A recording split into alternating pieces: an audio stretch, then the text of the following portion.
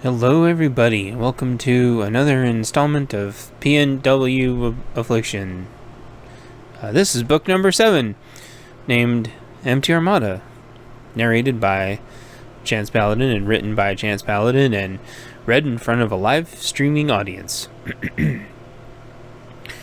First, the legalese. All rights reserved. No portion of this book may be reproduced in any form without permission from the author, except as permitted by U.S. copyright law. This is a work of fiction. Names, characters, businesses, places, events, and incidents are either the products of the author's imagination or used in a fictitious manner.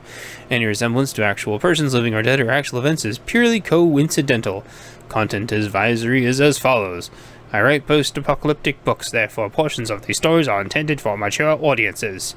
There's about as much romance as you would expect in a typical post-apocalyptic scenario.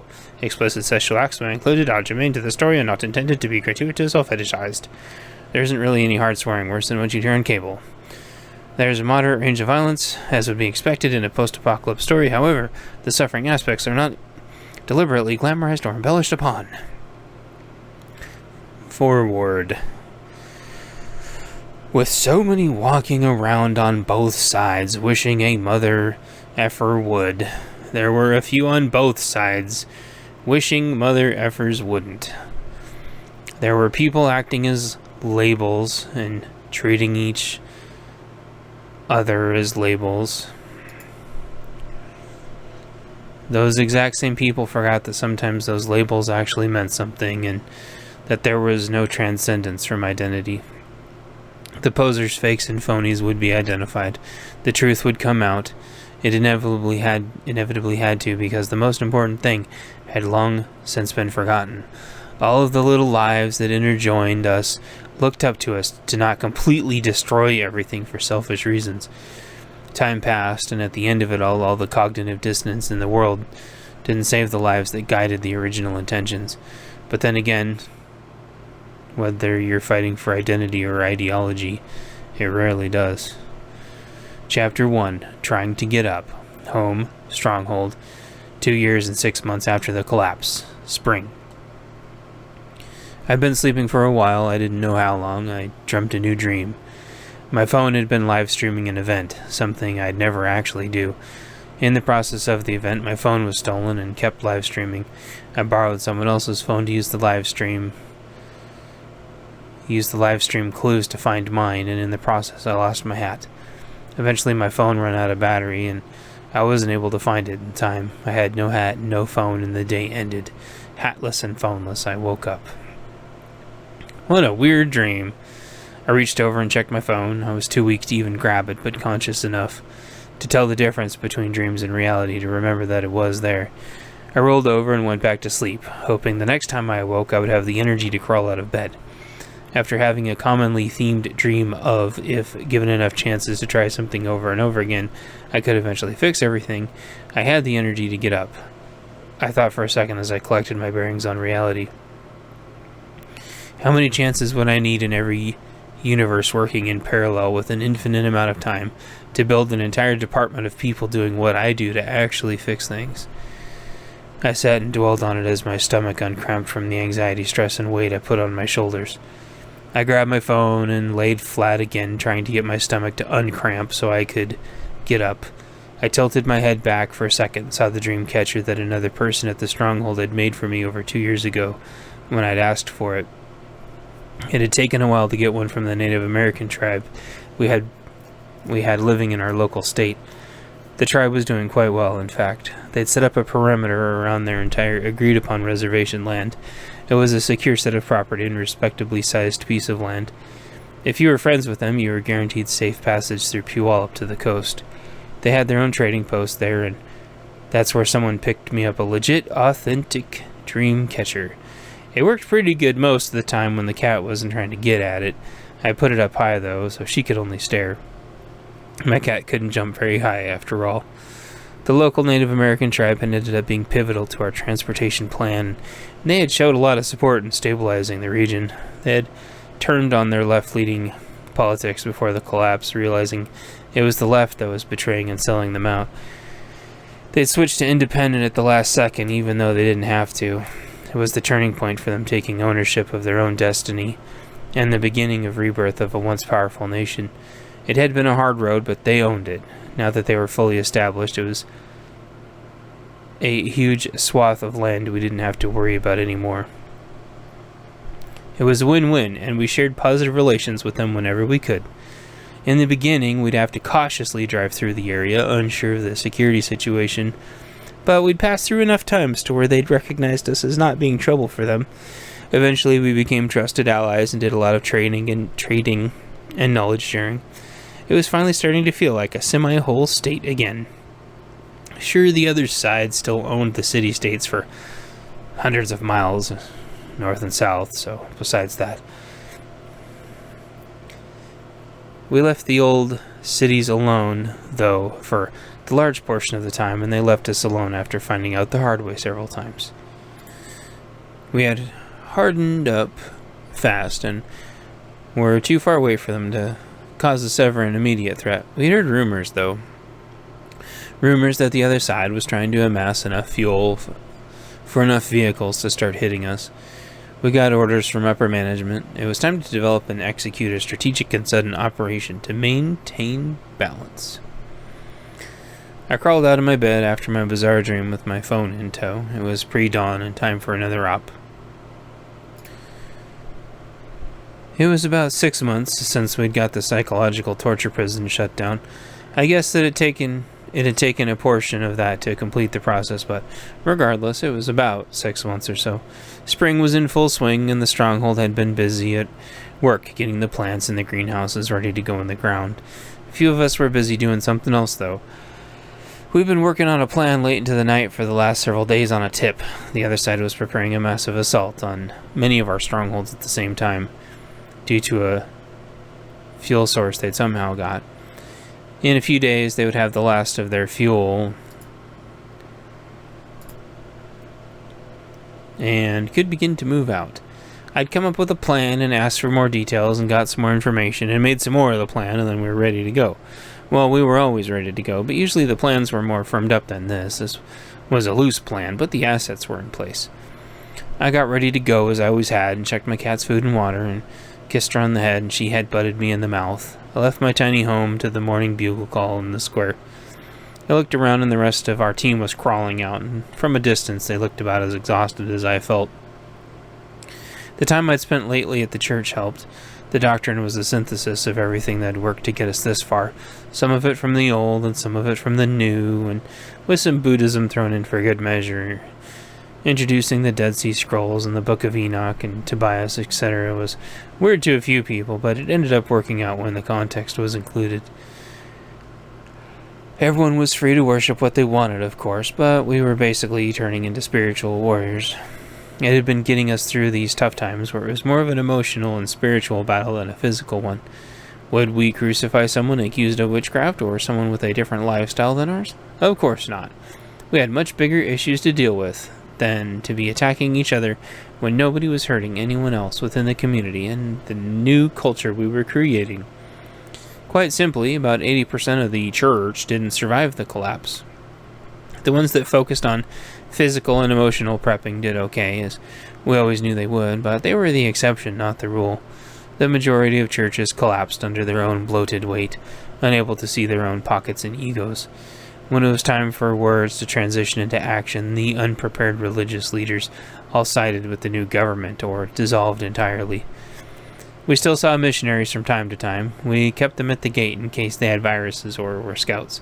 They would patiently wait while we went and got any folks that historically followed their teachings or anyone who wanted to hear their spiel. It worked out pretty good, and they'd scurry along and try to make it to the next area to keep preaching whatever it was they believed in. Sometimes they would ask for donations or whatever, and we would give some of what we could to keep their little pilgrimages going. The larger ones that were left now, all operated in the big city-states, were teaching a hybrid of self-power and earth power. The guys had smuggled me out a copy of their book through one of their contacts for me to read for analysis. Some of it made sense, but it was way out of context.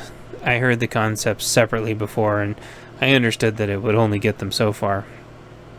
We'd been pushing ourselves well past our prior limits on our secure farm and had been trying to figure out if we should be running our night security leaner or try to double up instead.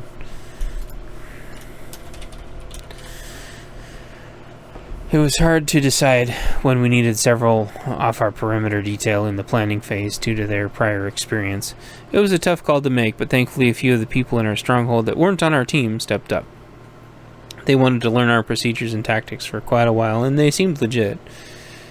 Only one or two of them had ever fully integrated with the team because we didn't have an intermediate vetting level. These situations tied together well, and everyone on night patrol teamed up with a local from the stronghold that we trusted, so they could build more trust. The flag raised. We saluted or held our hand to our heart and said the Pledge of Allegiance. The bugle played. We went to have breakfast and nobody talked. We were talked out and it was time for doing. I noticed people looking at us concerned. I whispered to our group, which still largely sat alone, although a few of the guys had their wives or girlfriends with them. We aren't talking. People are giving us funny looks. A few of the guys looked around and noticed, and one of the guys chirped up, "Anyone see the game last night?" That got a groan from a few of the others. We all loathed professional sports. I chimed in, "The kiddos are really digging soccer." I was still a part-time teacher here, and we'd got enough kids now to put two semi-decent teams together. There was a field they played in that couldn't produce a garden to save its life, for some reason. "Right on, you're doing a good job with the kids, by the way," one of the dads spoke up. "I hear nothing but positive stuff from my kid." I nodded. I had a thought at that moment, then someone else spoke up. "Maybe it's time for you to just teach full-time. The next generation needs you, and you do a good job. If you get hurt out there, we'd lose a valuable resource." "You guys need me too, though," I responded, "and everyone's vital to the mission," I reminded him. They all nodded. "Well, you wouldn't be going anywhere, of course. We'd still have you if we needed you." I thought, then spoke. "You know, it's really up to the families and leadership, but I'd really love it. We have to..." And then I caught myself. I was going to say we have to survive long enough first, but stopped mid-sentence. I got some sharp looks from my team, and they were all thinking the same thing, but trying not to. "We have to talk about it more. Maybe there's some other people that want to teach also. Who knows?" The truth was, I'd really love to teach the little monsters. I love telling them my stories, and I didn't ever get to have any kids of my own. It was my way of leaving my legacy, my little print in the history book, as it were. We hurriedly finished eating in relative silence again, hoping nobody would be too concerned. We wrapped up the food for our brothers and sisters on the perimeter that hadn't eaten yet, and thanked everyone and headed out. There was no more big to-do about it, because we had enough people to where we could leave without putting a huge strain on internal security. It also added to the inherent safety of the matter not having announcements anymore. We kept the date secret now and knew there'd be little chance of the other side organizing a strike, with such little notice unless they already had planned an attack in advance. It tended to take the other side a month to plan anything, however, and they had very little attention span. It also wasn't like they could stage really close to us, or we would hopefully know about it from our intel and recon. Sources said that the attack that was coming would still be a ways off. Several days minimum. I tried to think for a minute if we were the southwestmost group or not. Technically, there were other non-affiliated groups that would be stuck in the middle. I'm sure someone would have come to us freaking out and begging for help if the other side had rampaged through already. That reminded me that I should talk to the guys about having an outpost or something. It would be much more feasible to do once we locked down fuel. We doled out the food to the remainder of our team and had our communications swap. We had a little prayer and rolled the dice to see which routes we'd take, and we did our gear checks, so then we headed out. Chapter 2. Route to Native Lands. Morning. Day 1. We sat in relative silence as we made our trip through the various roads back. the various back roads. Sometimes we saw little groups of people attracted by the noise of our vehicles. We didn't stop, though. We couldn't. I always got nervous about fuel when I was younger and tried to do the math on how much fuel we had. After some brief, extremely inaccurate calculations, it seemed like we only had enough fuel to get there. 3 vehicles with only enough fuel to get where we were going. I'm sure that was in the plan somewhere. I imagine we were going to fuel up there or something. Keeping the fuel stabilized this long was a real pain. This was about the max the fuel could last before it was completely gelled into gunk. We putted along, and I thought about the time frame. The mission was going to take several days. We need to hold up for the night. There was a lot of intel we needed to gather still. I wonder how we knew about the fuel flowing through. I bet the local tribe must have figured it out somehow. Probably had to travel through their land at some point, and they were curious. I looked around in the truck for someone to talk to, but I didn't think anyone in the truck would want to talk about my speculations and wonderings. I looked down at my feet and saw my trusty pack and smiled. Felt a wave of vertigo and got a mechlizine to take and swallowed it with a slug of water. I held my SWAT AR with stock folded, comfortably pointing up and unsafe. I looked at it for a second. It was a first-generation SWAT AR, and I'd never had a single issue with it. In later reissues of the firearm, I'd heard of the quality going down and that model of rifle falling out of style because of the situation. They also had issues with their 320 model also, but then repaired them. My thought process was, it wasn't if you had problems, it's how you solved them.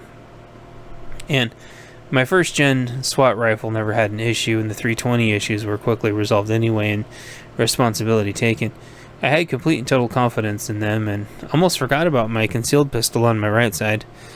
A little shimmy in the car as a wind gust gently shoved our vehicle to the side, pressed me into my sidearm on the rebound. That feeling was about as necessary as needing a seatbelt on as I could stand not having it, as I couldn't stand not having it. Feeling completely comfortable, I nestled my head in my helmet on the inside of the truck. It was an old bicycle helmet that I had from being a kid. We called helmets that weren't armored bump helmets because your head tended to bump around in vehicles going at high speeds. It also helped getting in and out of cars, which is when I always seemed to bump my head. My helmet had black and white American flags on both sides with a blue stripe down the middle. On the back was a "Don't Tread on Me" snake, but the head of a popular cartoon frog. The note under him reminded anyone that would look on the back of my helmet to not tread on memes. My friend called it the double trigger helmet because if anyone hated law enforcement, the flag would make them mad, and then if they hated the snake or the frog, it would send them for a loop. I didn't choose those decals specifically to trigger people. I chose them because I'd been around law enforcement so much that I wanted to show them that I wasn't afraid to vocally support them. The frog snake was included to mock identity politics, but to also say that I wouldn't sit idly by while bullies existed. The flags were both directed so it looked like the wind was blowing in my face and blowing the 2 flags backwards, sort of like patriotic law enforcement supporting hero. Besides my bicycle helmet, we all very nearly had full uniform military setups now for our gear and kit. We still looked like military contractors, obviously, but we were kitted out almost as good as you can get. I guess the only thing we didn't have was a team logo. We'd throw some designs around, but they weren't exactly rapid patchmakers anymore. With my head gently bumping against the inside of the vehicle, I stared out looking for potential threats in my sector's direction. At one point, I recall passing a derelict bank. It looked like it had been being used as an outpost or a trading post, being a little bit stronger than everything else. The banks had been an existing irony before the collapse. When once they'd been saving everyone's money, they ended up stealing it all. They didn't steal it all at once, of course. It was in fees and fines and nickels and dimes. The bank convinced customers and regulators that the customers deserved it for not following the rules. Rules that the banks could make and change at a moment's notice without telling everyone. I remember trying to explain to the bank for years that there was no way to get caught up on bills to meet the requirements when they kept feeing and finding my bank account down so bad. Their response was always the same. As a courtesy, we refunded you as much as we could. It was all lies, of course. They weren't refunding me anything. They were giving me my money back that they stole. Then they put a cap on how many times they would give my money, that they would give it back to me. In the end, it just kept driving me further and further in debt. When you did the math, though, out of the 20 to 30 times they stole my money every year, they only returned it back to me a pittance in comparison. Their answer would be, well, we returned you X amount last year. You should be happy. But if you ignored the amount and looked at the instances it happened, they were stealing roughly 80% of the time with impunity. I really missed my old bank. The bank that this new bank had basically hostily taken over. It was a state-specific bank, and it was awesome. This looked to be one of those banks. It looked abandoned now. Didn't look shot up or anything, so maybe they'd held on to it for a while, fortified it, and moved on, or maybe they only used it sparingly. It was almost as bad as when I finally had to go on unemployment. Had over 50 grand stored up, and they only allowed me to access about 10 grand of it. Out of that, they only let me draw a 20th of it at a time every few weeks. That was if the system didn't screw up entirely, leaving me with nothing. They also forced me to justify my worthiness of my own money. I had to drive to a different state and wait in an office with no parking for over an hour so they could check a few boxes, which sometimes they didn't even do unless you repeatedly prodded. I specifically remembered that they didn't even have a menu option for the job I did, causing multitudes of confusion and leaving me feeling wasted. They audited me like clockwork, using their maximum allowed automated harassment options to justify their bloated and useless staff. Don't get me wrong, the employees were great, but they added no value. There were no checks and balances making the employers actually do their job. I didn't even have verification that I was getting submitted for positions, something that this government entity could have had legitimate oversight in a positive enforcement position, but instead I'm the one that got all the focus. It was shameful and a waste that the employment office couldn't enforce actual employment on the employer's end. Could have been a perfect closed-loop system with the disability office. Would have really justified the numbers and training that they got. A job was open, you immediately got prioritized and fitted with a job. Nobody internal getting moved around for their own convenience. Companies having to actually have roads to leadership for their internal employees instead of screwing all the unemployed people by pretending jobs were actually open to externals. No positions opening and closing for no reason, inflating employment numbers. Employers actually having to obey the law to external-facing positions filled by external candidates. What a novel idea.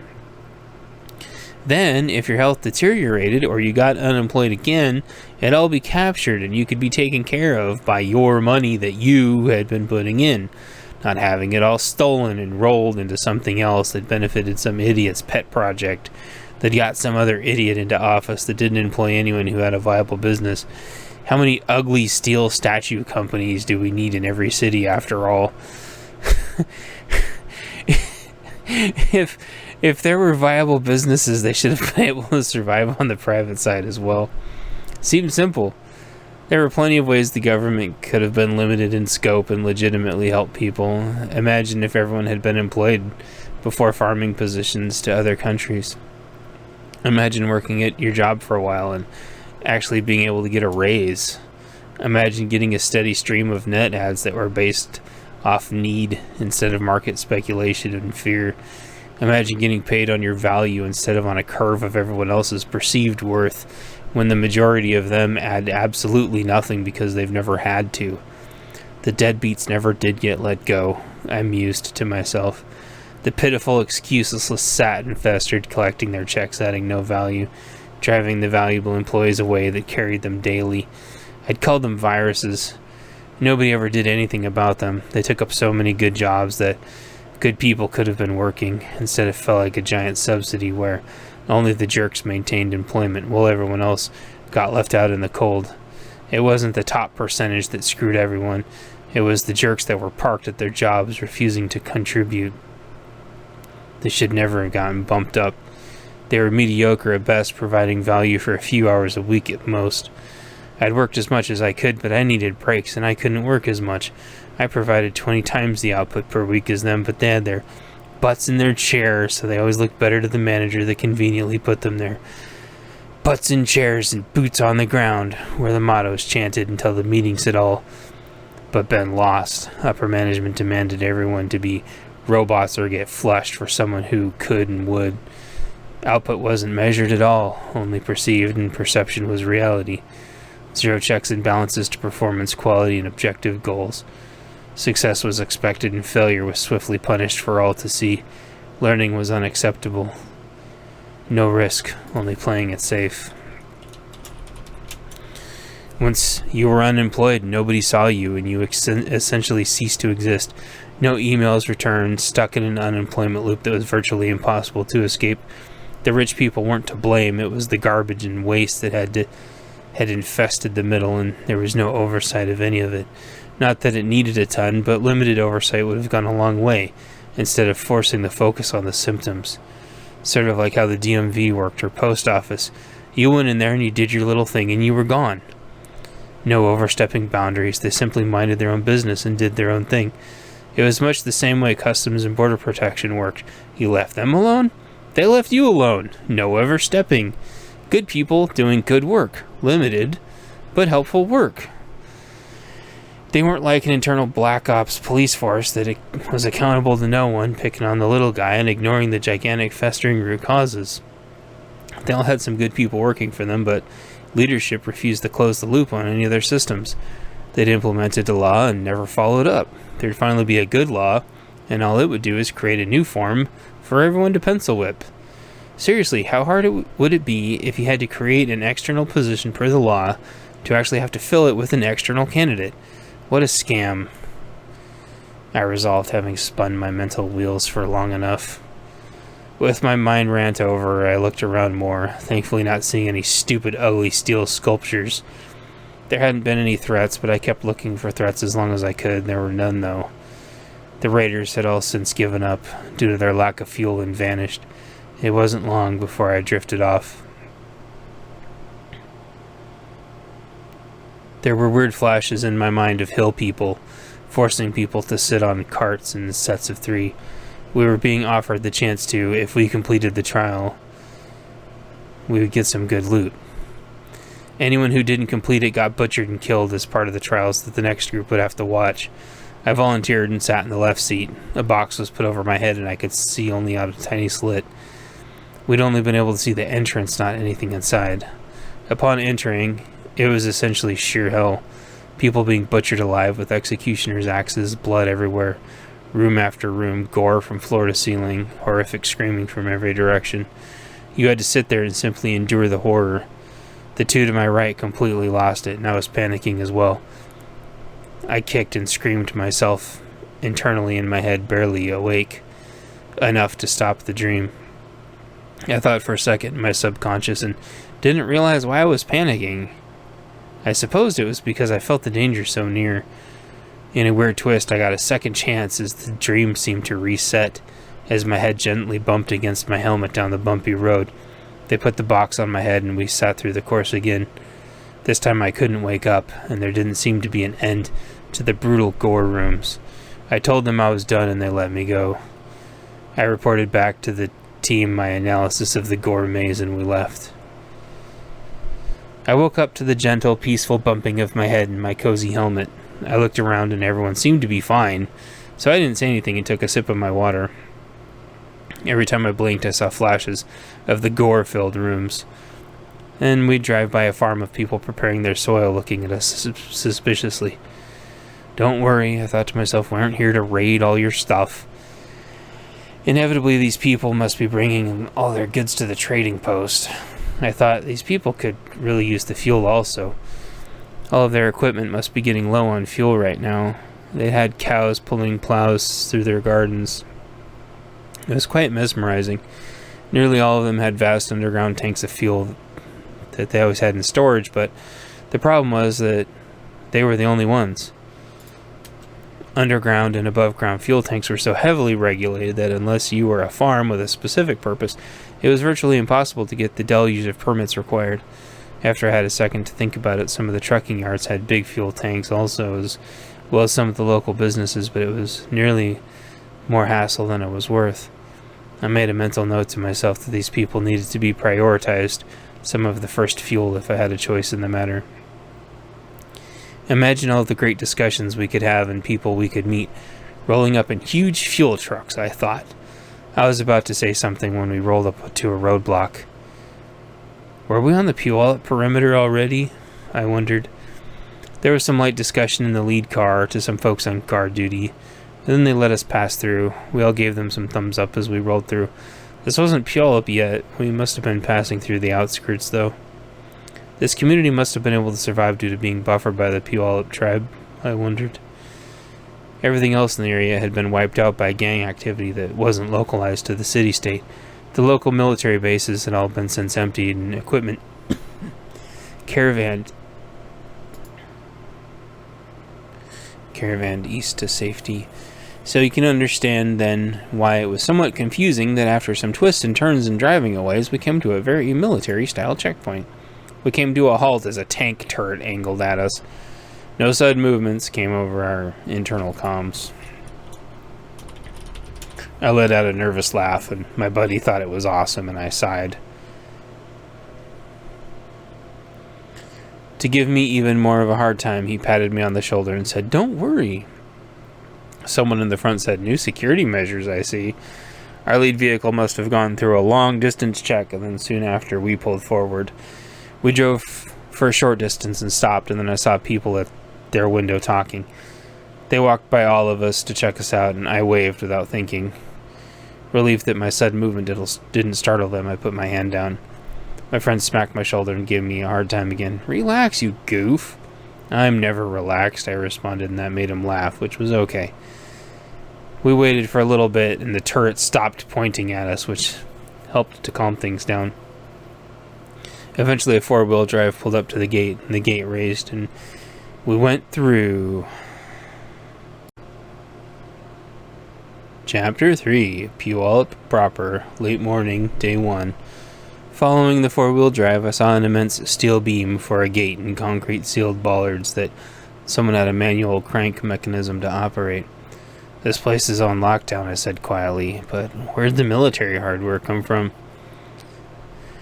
We drove for some blocks, and I thought, we hadn't been here a while, and I really think I'd remember them having those vehicles before. The hardware was all supposed to all be gone. How did it get here? I wondered out loud. "You'll have a chance to ask, I think," our driver spoke up to my prior question. As he said that, we finished turning some corners and pulled up to a huge lodge parking lot. There were armed guards everywhere at the perimeter of the lot, more around the perimeter of the building, and probably a bunch we didn't even see. "This looks cool," I realized I said aloud after the fact. An off-road vehicle stopped and motioned to us where to park, and we fell in line behind our lead vehicle. Then the vehicle behind us did the same. The folks in the lead truck jumped down, so we all did the same. I looked and noticed other pickup trucks in the lot. Saw lots of decals that I was used to seeing before the collapse adorning their shells. "Family reunion, huh?" I mumbled. One of my friends noticed too, and he perked up a bit more than usual. We walked up to the checkpoint before walking into the building. One of the guards looked like a lead and said, "Respectfully, you and your vehicles will be well protected. We ask you to disarm upon entering. There will be a place for your arms." We all nodded. We'd been used to it from prior ops. It wasn't as big of a deal to anyone if there was actually an appropriate team running security. We started to funnel inside. There were people to hand our weapons to. The scene was quite comical, with everyone having a long gun and at least one sidearm, if not 2 or 3. More than 3 sidearms were pretentious. More than 3 sidearms were pretentious, of course. I took my bump helmet off and clipped it to my bag I was wearing. Hopefully I wouldn't smack anyone with it. One of these days, I really needed to upgrade to an airman helmet so I didn't stick out. Anyway, it was everyone's time to show off just how many they had. The teasing had already begun. They had a tray for my sidearms and a heavy coat hanger. for my AR. I unholstered my main sidearm and kept it pointed in a safe direction. I then ejected the mag into a bin and racked the slide upside down. A bullet popped out and into the bin. I took out my concealed pistol and performed the same function. Then I took off my AR and performed the same function a third time. He was very kind and smiled reassuringly, then gave me a bracelet to put on. I assumed it was some kind of RFID tag, and then I went to go find my buddies to sit with.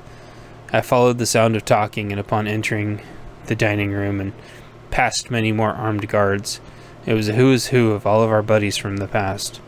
All of the groups had gotten back together. This must be very serious indeed.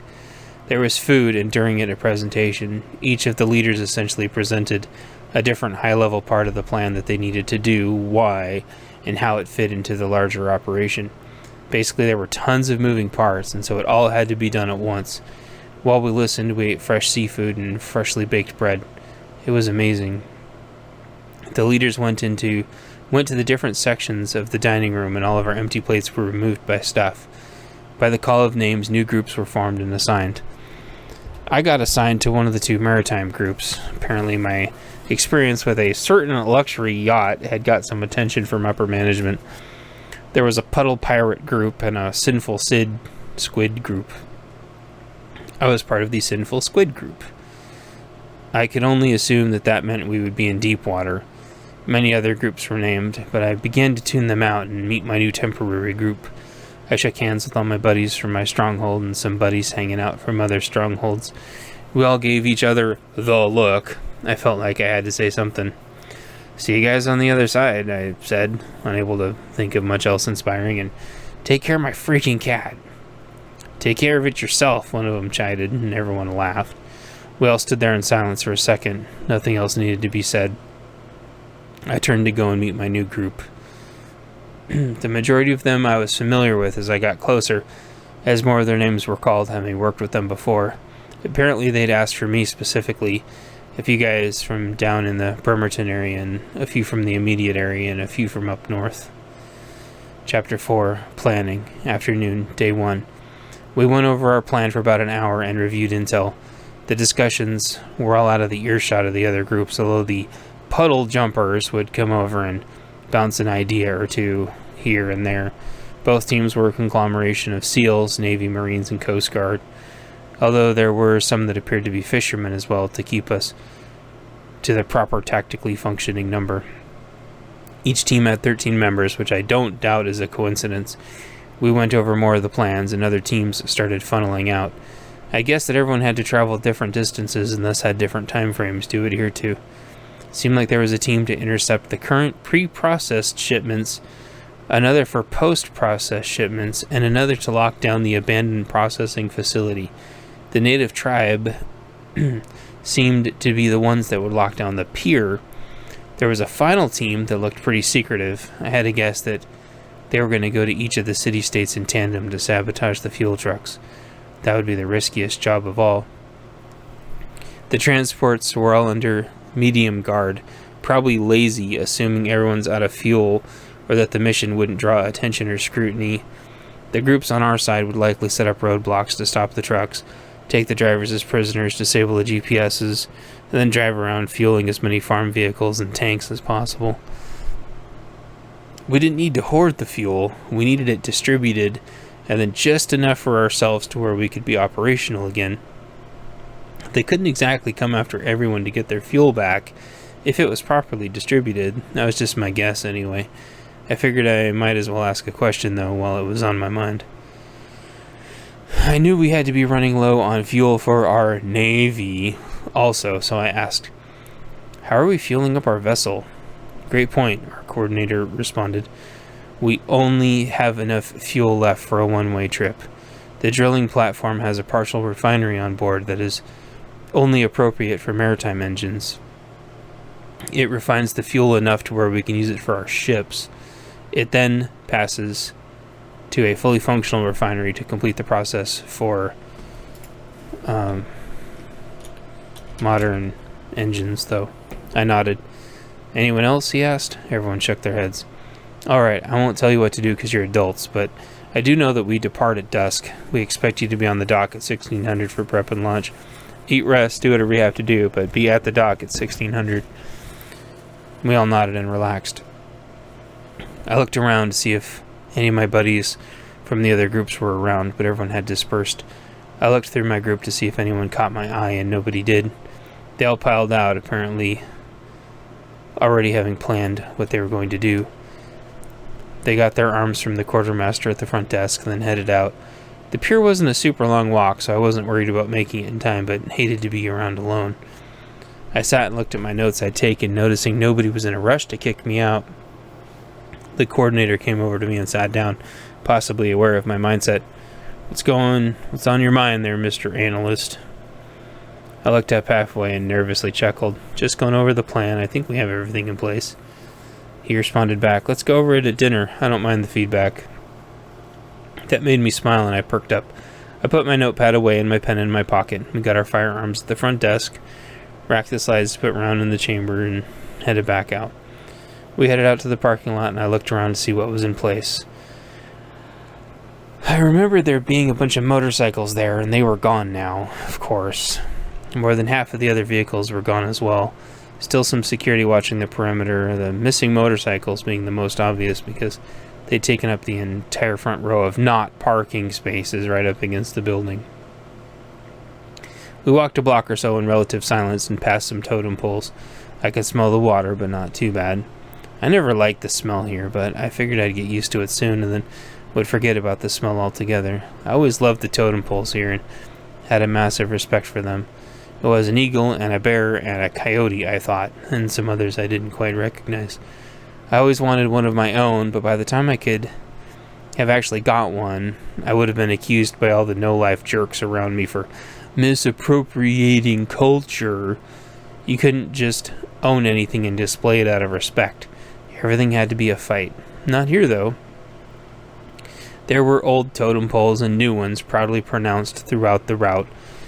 We got to the restaurant and no cars in the parking lot. I guess that was to be expected with the fuel situation. The coordinator for our team opened the door and waved me in. It was interesting that there were still functioning restaurants. There was a chalkboard with a menu which consisted of potatoes, beets, artichokes, peppers, and other aromatics. Apparently they'd been able to secure and maintain some large gardens. The staff saw who I was with and ushered us to a private corner of the dining room. She said thank you to us several times, and we both nodded confidently. I was unaware of what she was thanking us for, but I would work my best to earn her praise as soon as I could. Within only a minute, we had fresh glasses of water, and then the head cook came out to greet us. A few moments later, we'd be having some light chit-chat about how come the mountain's glacier hadn't completely avalanched down and flooded the basin. The chief politely interrupted, reminding that the lighter winters and the more moderate summers had tempered the water rates. He also said that the dam above the basin had finally been fixed by the Army Corps of Engineers, and that the lava hadn't heated the top of the mountain, only the sides. There'd still been enough to where some of the snow had slumped down and blocked the passes, but it had leveled out and froze overnight, then gently thawed back out. It sounded like a good enough reason for me, as I wasn't very familiar with how all that would play out. In perfect conditions, the basin would probably have been 20 feet underwater and slowly emptying out into the Pacific. It would flood the other low-lying towns in the way, but apparently it wasn't that catastrophic. He reminded us that it had been a nastier winter this year, though, and we wouldn't be as lucky if we had a huge thaw and rain at the same time. We both nodded, and with that he explained how he was going to cook our veggies and asked if we wanted salmon, crab, or shelled fish. I wanted the salmon, of course, and my group's coordinator said he wanted the crab. The cook thanked us both and went back to his work. I mentioned to the coordinator that it was a mighty fine cook we seemed to have. He nodded and said that was also the chief, and grinned. I nodded, thinking to myself how I always showed everyone equal respect, just in case they are the chief chef someday. It's always about treating people respectfully, even if you don't know. That raised a good question for me to ask. Is this where we've been getting our little bits of extra fuel from where everything ran out? Well, yes and no, he cryptically responded. Remember, it wasn't a total collapse. The UN had been bringing in a little fuel, which the city-states got most of. California Free State also had been bringing up some, but we hardly see none of that either. I thought for a second, and thought we were getting fuel snuck over the mountains for a bit when the conditions were good, but not so much over the winter months. I nodded to show I was listening. Some homemade corn chips were brought out, and we started snacking. I heard something pull into the parking lot a lot that sounded darn near as powerful as a legit race car. The engine was both painful and beautiful to listen to, even from the back of the restaurant. It sounded strangely familiar, like I'd heard it before. The vehicle revved a few times and did a circle around the restaurant before pulling back into the front to rest. As it zoomed by, almost sideways with torque, I got a fairly decent look at it. There was a supercharger bursting out of the hood, and the car was painted matte black. There were side pipes with actual flames coming out as the stealth-shaped Falcon twisted in an arc, painted on the hood.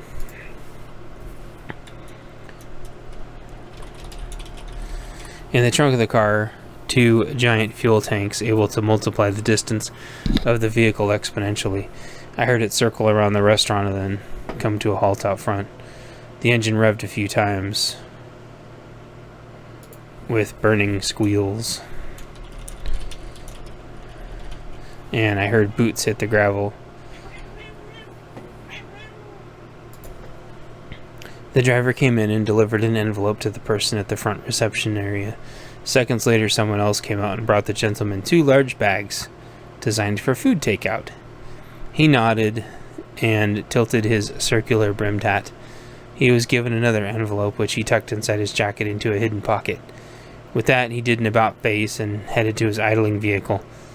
Seconds later, we heard him peeling out and flying off.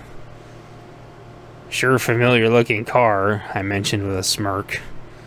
My dining counterpart let out a quiet chuckle. "Pretty badass car, indeed." We both sat in silence thinking about the mysterious rider and his envelopes, and soon our food arrived. I couldn't tell if the food was amazing or if I just hadn't had real food in a while. It seemed like a little bit of both. It had a sort of simplicity to it while still feeling like it had an inherent value. It was probably the potatoes. I could eat a ton of potatoes, and it always made me happy. They were baked gently and not overdone. They'd been peeled to where the icky bits wouldn't be on there, which made them almost crisp up even better. I didn't put anything extra on them.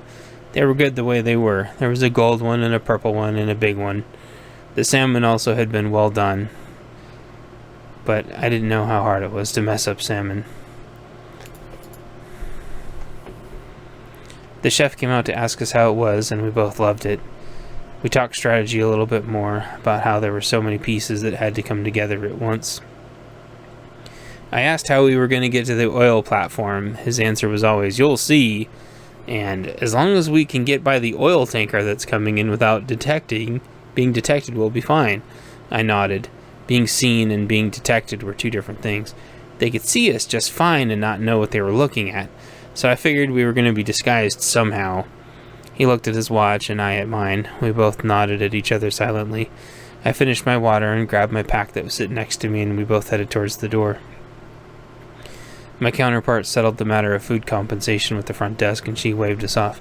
I thought that was neat, and I waved back, and out we went. "Appreciate the food," I mentioned. "Quite all right," he responded in kind. His voice had notes of apprehension and urgency, but also finality. Chapter 5. To the Pier. Evening. Day 1. I peeked through the clear portions of the door, and then opened it outwards slowly. I looked and didn't see anyone, and he followed behind. I faced outward, looking for threats throughout the parking lot, and saw none. We both looked around the parking lot a bit after shuffling away from the door. My AR hung off me, neatly folded up to where I barely even noticed it until I needed it. My counterpart had an AK-74 variant, which used the intermediate 5.45 NATO cartridge. It was very similar to the 5.56 NATO cartridge I used. His sidearm was on his chest rig, and I hadn't noticed it before. Hey buddy, that pistol, is that what I think it is? I asked inquisitively, but also half-jokingly. He had a pistol chambered in 5.7, which meant it was a pistol that shot essentially a 5.7 by 28mm rifle round. The pistol had a substantial capacity, unequaled distance, and accuracy was off the charts, and ridiculous piercing capabilities on top of that. I never have got to shoot one of those, I pretended to say in a sulking fashion. Sucks to be you, he said jokingly. I know, I responded, matching his exaggerated tone, and we both chuckled. There were multiple layers of security in the parking lot. I assumed all the patrons and staff in the diner had been armed. There was 2 to 3 armed folk patrolling the perimeter directly at the building, and I now spotted 5 to 6 more patrolling the outer perimeter. I looked out and the sun was beginning to hang low on the horizon. Time to get going, I murmured unenthusiastically, but hopeful. We both nodded as an armed gentleman that was around 6'5" looked down at us. He returned our nods, but obviously instantly sizing us up and compartmentalizing us into a category as he strode by. We made the several blocks that we had to go in fair time. I reached into my pack to pull out my operator cap to keep the setting sun out of my peripheral vision. It was well fitted and fit snugly into perfect position. We made it to the pier in time to see the second team complete their gearing up. They were in a go-fast boat and were covered head to toe in black. They would be darker than shadows in about a half an hour or so. Who are they? I asked inquisitively. That's the puddle jumper team, my companion responded matter-of-factly. I started to fit more of the plan together in my head, but tucked it away for later. The puddle jumper team finished fueling and gearing up, then tore off up the harbor, out of sight in minutes as we walked. We reached our destination further down the pier and saw our sinful squid team. They were standing in front of a boat that looked suspiciously familiar. It was no ordinary boat. It was about 100 feet. It was painted a different color. It surely must be a different boat. I made my way past everyone to where I could see the bow of the ship, and there was a name painted in the matte gray. Esther. Get out of here, I said in disbelief without realizing it. Time seemed to freeze for a second around me as I saw a white mist move partially along the deck and then fade out. Time started again and XPX came out from behind the bridge and saluted everyone. We all saluted back without thinking. I looked where the mist had gone and blinked a few times, but nothing was there. The ops commander I'd been traveling with for the evening pushed past us all and got on board to shake XPX's hand. They started talking, but I couldn't hear. It had been about 6 months since I'd seen XPX, and he seemed to be looking a lot better than before, which made me happy. In an all-black trench coat and circular brimmed hat, he looked a bit like an undertaker, except with a positive attitude. They both turned and looked at us. The ops commander counted, and we must have all been here because he told us to get on deck and stand at attention, so we did. Chapter 6. To the oil rig. Night, day 1. He went through each of our names and had us sound off. I don't remember their names at all, but some of them were friends of mine. I was never really good at names. He went by prior military experience, though, and I remember that. A Navy SEAL, a few Marines, a Coast Guard, Navy logistics guy, and a mechanic and me.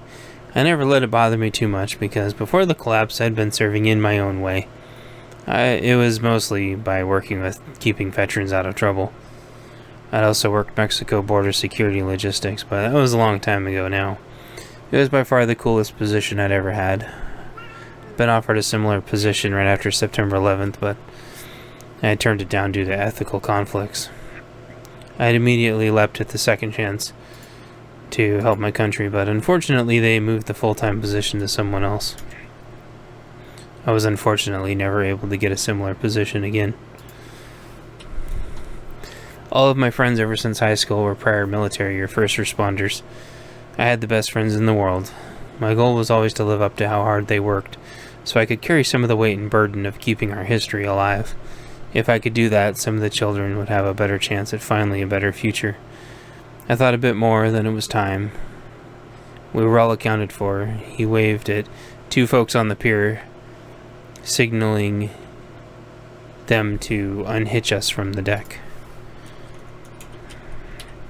They unhitched the ropes, then tossed them to folks on our side, who caught the ropes and stowed them away. XPX pointed to the bridge, waited a second, then gave us the thumbs up.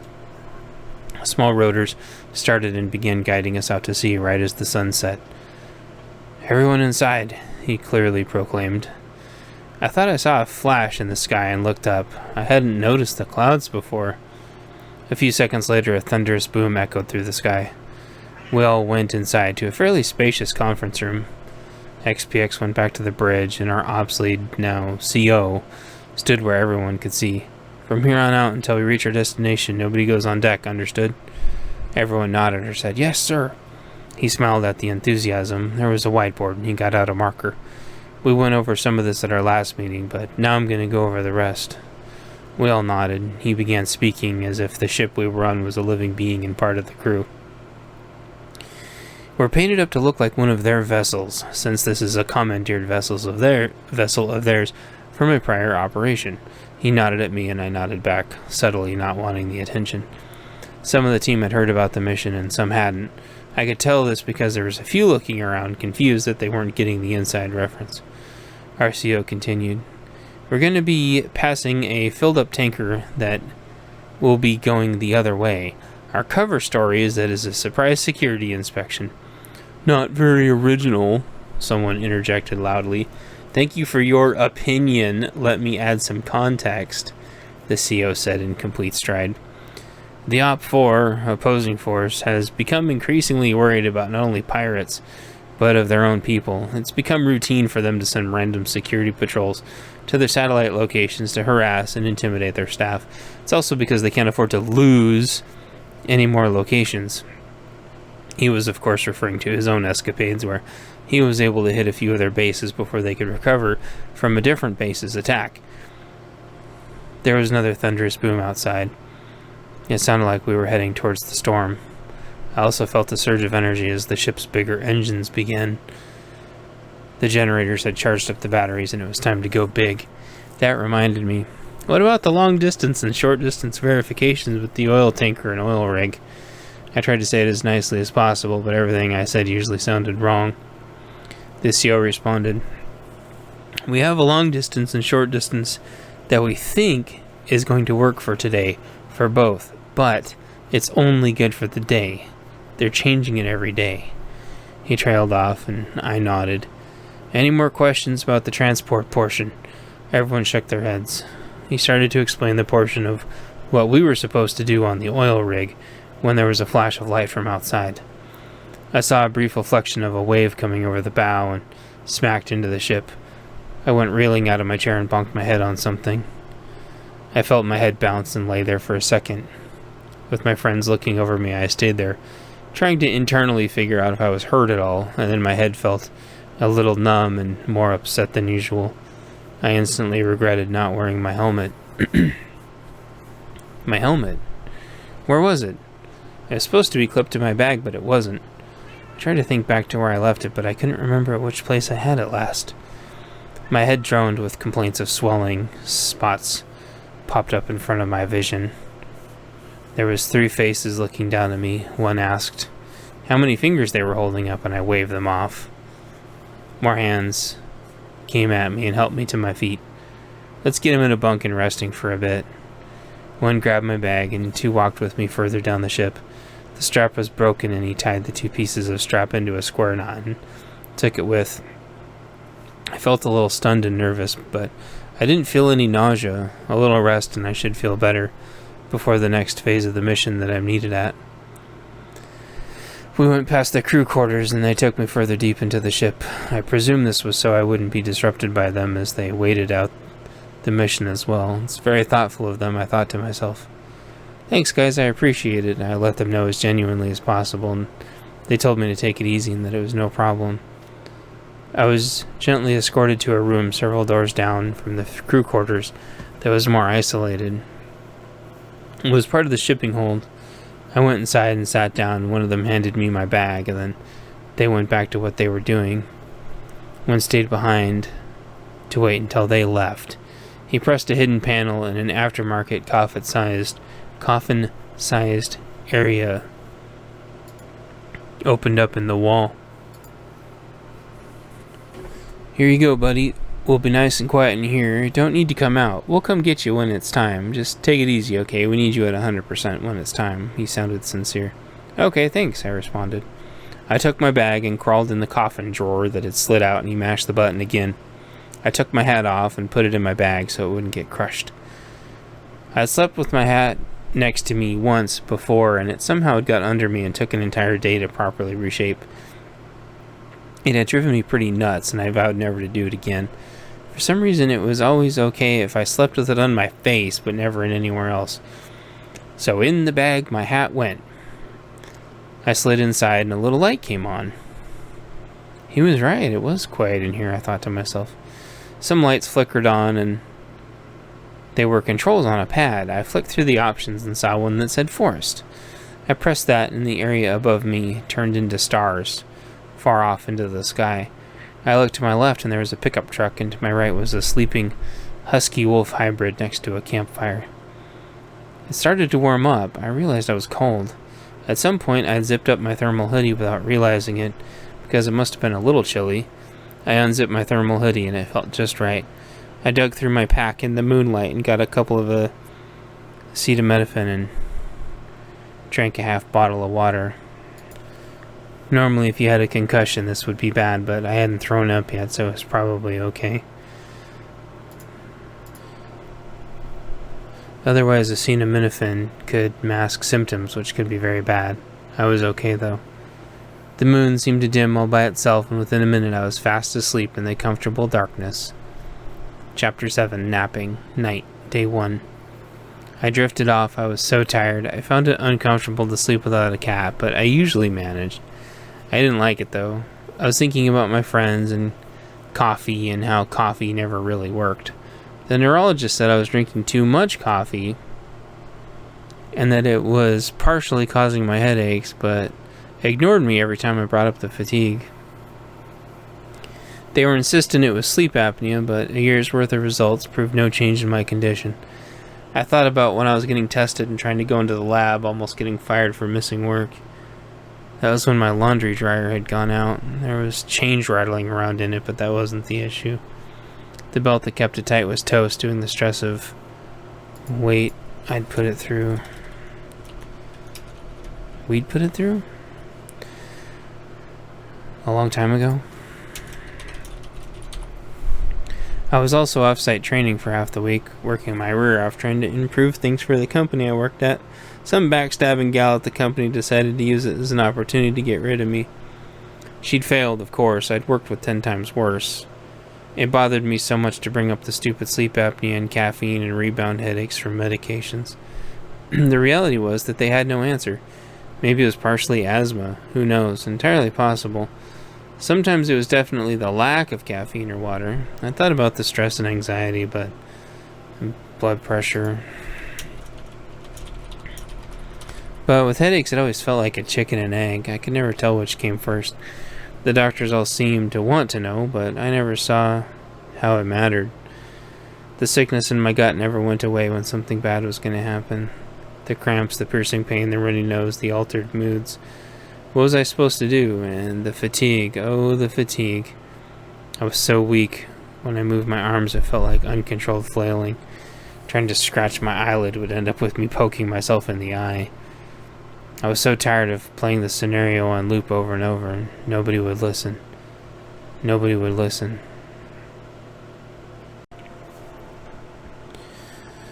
Then I felt the calmness firmly hug me, and I drifted deeper than my thoughts into my conscious mind. I appeared in a waiting room. Everything was white and clean, and I entered the top of the tiers with benches and tables for each row going down. I went and found my table and sat down, looking at the name on my desk. I had a stack of paperwork on my desk. I looked around and everyone had different sized stacks of paperwork. There were some people at the bottom of the stage that were done with the process and were being escorted into the next room. Some people had loved ones waiting for them and others didn't. I had 2 loved ones waiting for me at the bottom, encouraging me to finish up my paperwork. But then I started to feel cold. Chapter 8, The Red. And there's question marks if you can't see what I'm waving my mouse at. The question marks mean that the character doesn't know where he is right now. Just an editor's note there. It was cold. That didn't make sense. I opened my eyes and sat up, all too late, realizing that I would bonk my head. I didn't bonk my head, though, because my little coffin bed had shoved me out into the chilly ship. It didn't look like before, though. We'd come to a stop and it was cold, and everything had a dingy red hue.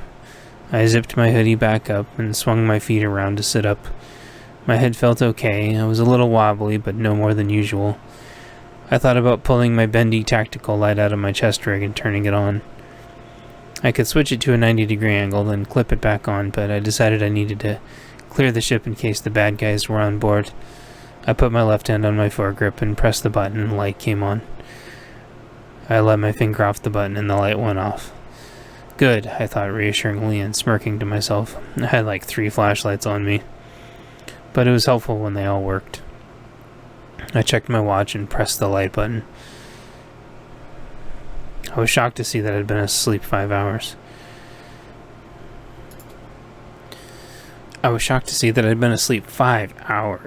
checked the date to make sure it wasn't like a day in 5 hours, and that was thankfully not the case.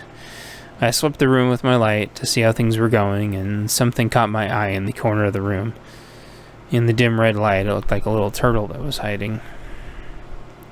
I went over and tipped it over with the barrel of my rifle, and it was an aramid helmet with clamp-style ear mounts. It had a post-it note on it that said, "For you, buddy. Hope your head feels better."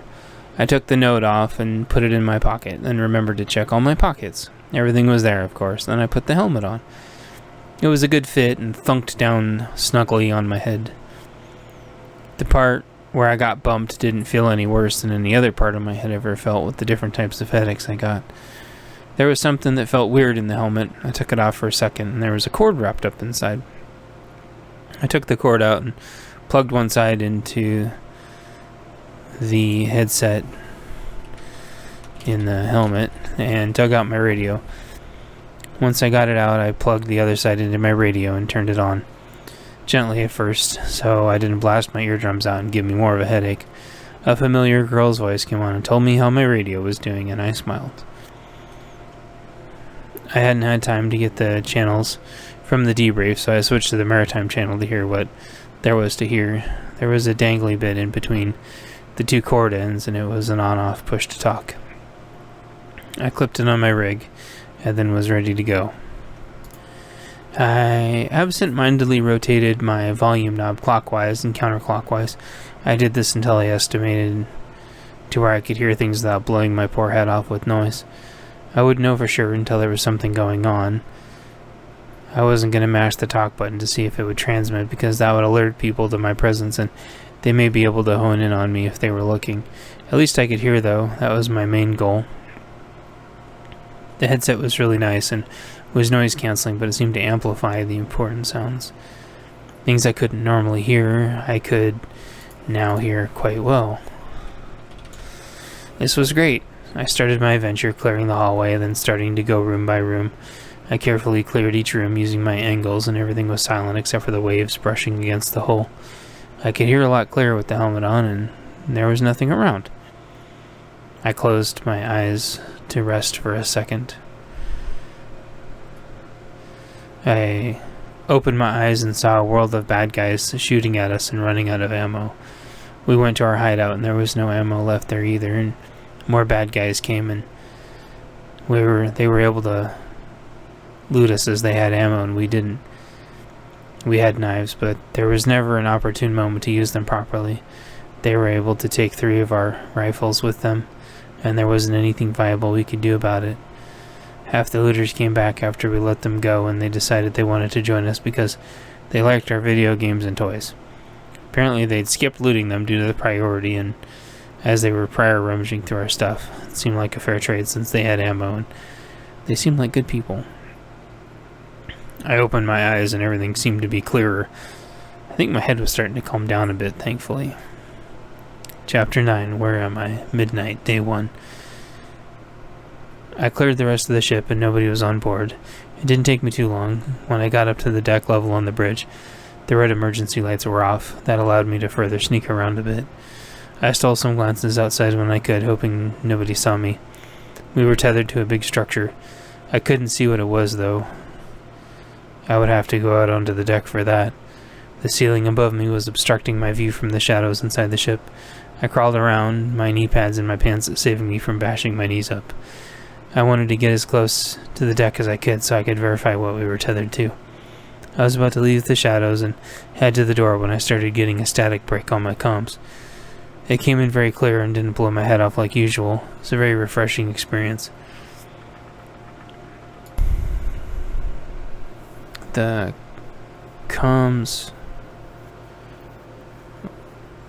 must have an internal noise limiter on top of the external. Very nice. The message, however, wasn't as calming. This is the QRT. We received your message. Command wishes to relay information. 1 fish, 2 fish?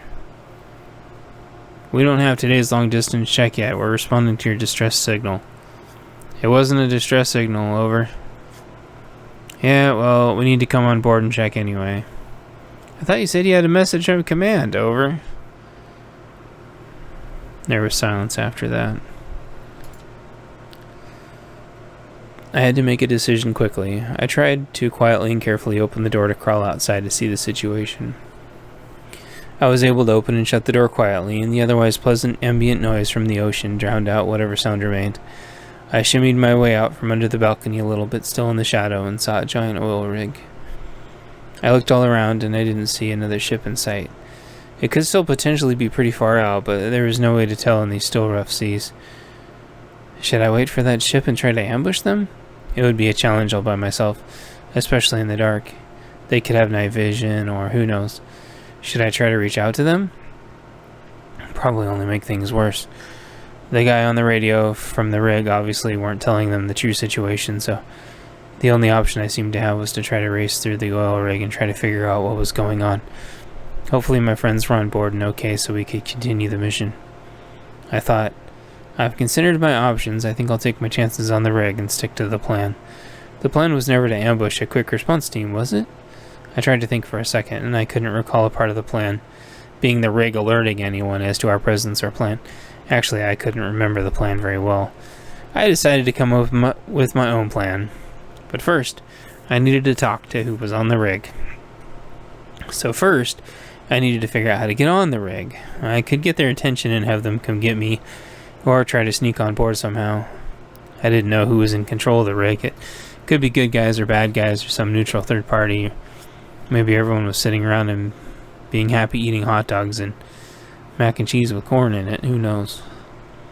I thought about turning my Wi-Fi on my phone, but some server administrator might see me or something. Plus, I don't know what it would really get me. I checked my phone anyway to see if it was in airline mode and didn't have any texts. I found out that people could send text to your phone even offline, which was pretty weird. No text, though. I've been looking up at the rig and there wasn't anyone patrolling. There weren't any spotlight patterns to judge. The seas were starting to get rougher again. I didn't think it'd be safe to stay on deck much longer. I already had my bag and everything I needed, and there wasn't any more reason to stay on the ship. Nothing more I could do from here. I carefully and quietly as I could went over to the ramp and began crawling up it until I was on the oil rig. A set of the ramp expanded over the water, which was very unsettling. I didn't look down because all I could remember was how cold and dark it always looked to me. Nobody knew I was here, and they wouldn't miss me for a long time, even if they got out of this okay somehow. I pushed the thoughts out of my mind and got on the rig as fast and as quietly as I could. Chapter 10, Chilly Breeze, Getting on the Rig, Middle of the Night, Day 1. I was in a little alcove on the rig, which was good, but also scary. There wasn't much of a guardrail, it was mostly a chain attached by posts. This thing could tip, and I'd go flying off into the abyss without even a sound. I looked around and there was an elevator and a ladder. I decided to go up the ladder. It was unlocked, and within moments I was climbing. The higher I climbed, The sprinkles I didn't notice before turned to rain. I couldn't hear the ocean anymore, but imagined it getting closer and closer to me. I climbed faster, but tried to maintain my initial rationality. Before I knew it, I was on the top, and instead of standing, crawled around and away from the edge. I was soaked and felt like I weighed at least an extra 10 pounds. The rain seemed warm, but I knew I'd have to get dried out to avoid hypothermia. It was springtime, but still quite chilly at night. Felt right around 50 degrees, which was not a safe temperature to be at. I slogged my way indoors without much thought. 2 people were inside. They'd been looking out at the rain when I came in the door. I startled them because I guess they hadn't seen me in the downpour. "Where'd you come from?" the bolder of the 2 asked. He had a semblance of authority to the tone of his voice. "I'm from below." I pointed down at the floor, stating the obvious. I did my best to not sound sarcastic or condescending. They both looked at me like I was being a smarty-pants, but I continued before they interrupted. "I heard the captain needed help with something, so I hightailed it up here." I thought to myself, that sounded pretty good. And I smiled, confident and pleased with myself. I was already starting to dry up, and I felt the humidity going away. I unzipped my hoodie casually. "Well, the captain was in the comms room, but he's probably in the crew quarters now," the leader of the 2 responded, fairly reservedly. He pointed behind himself with the thumb. I thanked them both for their time, and then headed down the hall, trying to make it look like I knew where I was going. As the distance increased between us, I heard them discussing how they'd never seen me before. Oh well, I thought, then tried to push it out of my mind. Tunnel vision like usual, literally and figuratively. Chapter 11, Not a Visitor, in the rig. Late night, day 1. There were signs, thankfully, and after some wandering around finding the signs, I eventually got my bearings. The 2 guys that I'd met early on hadn't stressed about the AR slung down my chest. Maybe they were used to seeing them, or maybe they thought I was out of bullets. Maybe it was common for everyone to carry empty guns now just to appear threatening. I guess they didn't notice in the clear bit of my upside-down mags that they were full, but oh well. I passed a few more people in the halls that seemed to be mulling about. They looked at me weird, but before they could say anything, I kept asking where the captain was. They kept helpfully pointing me in the right direction. They didn't seem like the militant type. They seemed familiar like scientists. Like they didn't want to be here, but didn't mind as long as they were left alone. They weren't being left alone, which is why they seemed a little fidgety. They needed their equilibrium back. They couldn't figure out how to get it, so they were extra nervous. I kept following everyone's helpful directions and eventually got to the crew quarters. There were no windows to look through to see what was inside. I tapped on the door with my reinforced knuckle gloves that I'd been wearing this whole time, then went on into the room. There all of my friends were, wrangled up in the rec room and very confused. Looked like they'd been questioned for a while and were starting to get quite irritated. The CO immediately recognized me and opened his mouth to talk. I barked at him to shut up before he could say anything, and said that I needed to talk to the captain. He started to talk again, and I went to him and tipped him over with my foot with a smirk. He was dumbfounded and rolled over, a little too theatrically. One of the other guys tried to not let out a chuckle. I set my gaze for who I thought was the captain and was wrong. They were all huge compared to my average height and build. Surrounded by giant oil rig workers was even a bigger guy. I was starting to wonder how they walked around this place without hurting their heads on the bulkheads. He asked me what I wanted in an authoritative voice that seemed to blast right through me. I suddenly felt very small, but I didn't let it affect what I had to do. I'd been intimidated before, whether on purpose or on accident, so it was no biggie. He looked at me like he wanted to squish me with his thumb for making everything even more complicated, then responded, "What about? Make it quick, would you?" I responded in a manner that tried its best to resemble de-escalation. "Yes, of course. Do you have another room just for like 2 minutes?" The force of his speech seemed forceful enough to be able to knock me over, but I simply stood there and smiled innocently as if this was protocol. He nodded. "Don't let them move, guys. I'll be right back." We walked for a minute to the captain's office without a word. All my friends were disarmed, and I imagined they'd get torn apart in seconds physically if they tried to move. Even with knives and guns in close quarters, they'd get crushed in a horrible trade. I needed to talk this captain down and figure out what was really going on. We got to the captain's office and he sat down, letting his guard down a bit. "What seems to be the situation, buddy? Whose side are you on?" he probed, trying to figure out what my deal was. Clearly I didn't fit into their plan, so he knew something was up. That immediate question surprised me a little bit, but I tried not to let it show. "I'm always on your side first, of course. My job is to keep you safe from all the stupidity going on." I responded genuinely, but not exactly, answering the question he asked. That seemed to relax him a bit, although I could tell in his face he was trying to figure out if he remembered me or not. He looked like he was trying to count.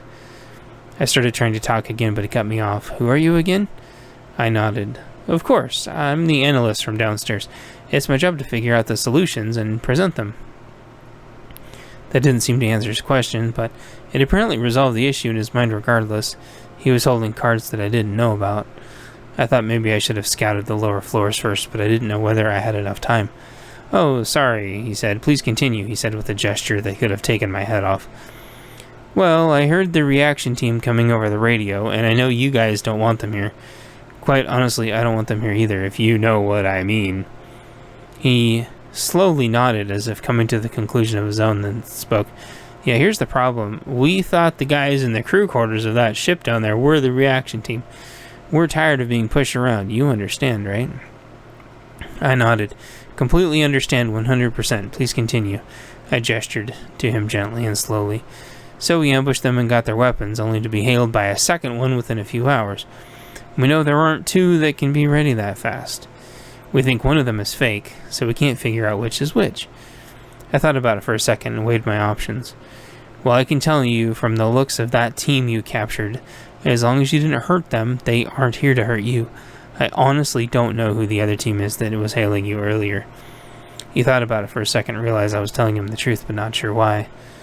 "Well, the team we have secured knew our long and short distance checks, though. The new team doesn't seem to want to cooperate, so we think that the team we have right here is the legit one, and the team out there isn't. Maybe raiders or something, we don't know." I thought to myself and realized the mix-up and wanted to smack myself in the head. Just then a cat jumped on the table and started trying to nuzzle me. The captain went to get the cat down, apologizing and saying it wouldn't happen again. I let him know that I didn't mind, which seemed to raise his suspicions. I guess I wasn't supposed to be nice to cats? That seemed weird. The felines were probably just here to deal with any vermin that could somehow get on board. I thought quickly before my cover was blown. "I have another way I think to resolve this, if you'll hear me for one more second. I don't see any family on the ship. I'm guessing that your families are being held hostage off-site somewhere, right?" His knuckles seemed to tense up and the veins in his neck pulsed. I imagined my head being unceremoniously popped off by bringing up the sensitive subject he figured I was partially responsible for. I quickly continued with emotion towards where my friends were held up. "Those guys in there, they don't want to hurt your family.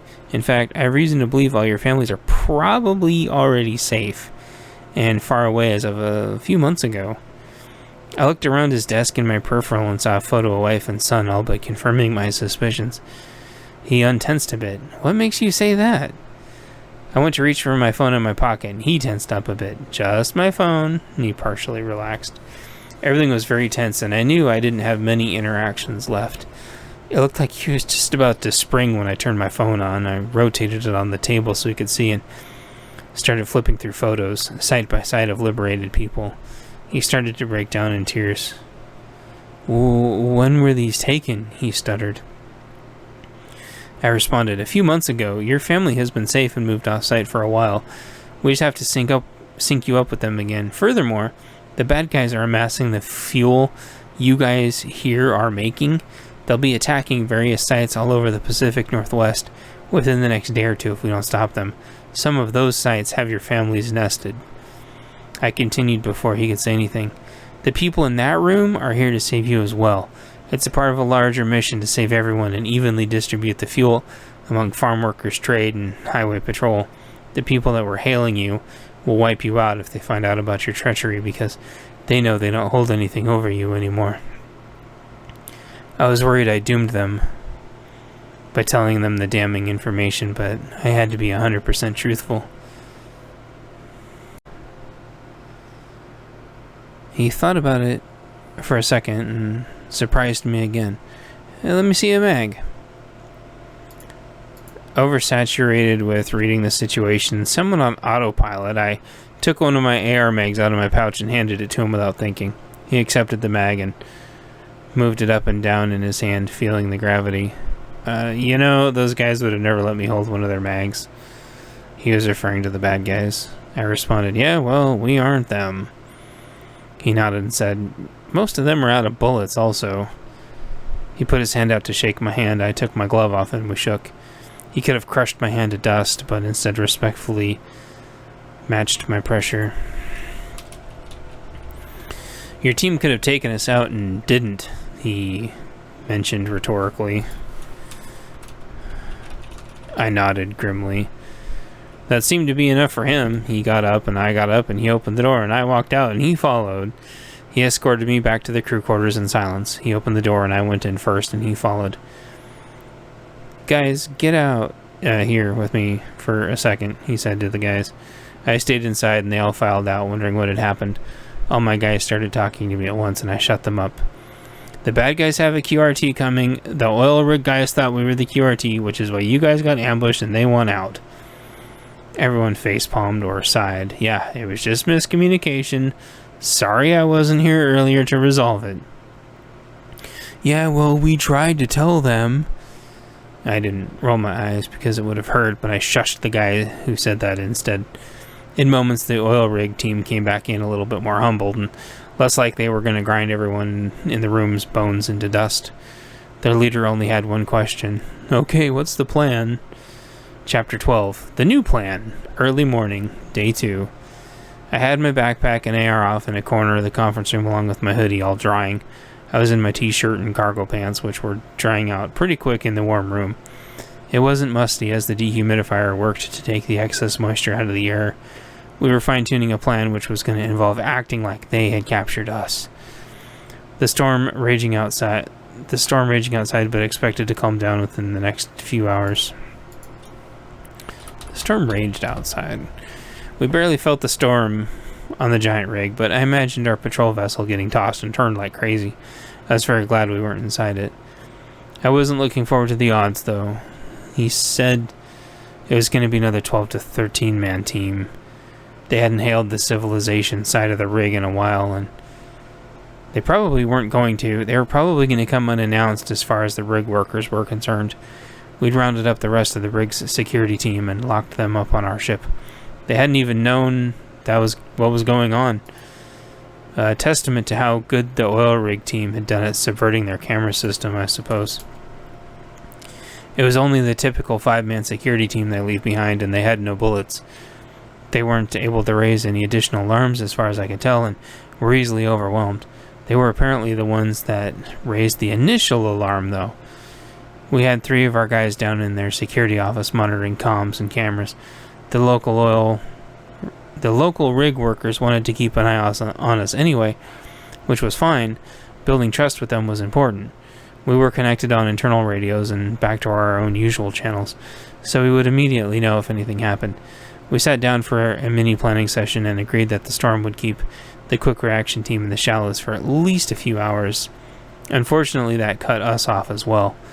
The workers couldn't fuel up our ship with the partially refined oil because the seas were too bad. That meant escape wasn't really an option. Escape hadn't been part of the plan either, so we kept talking and the oil guys shared rations with us. That was very nice, everyone thought. Their story seemed to be similar to the prior groups of workers that we had liberated.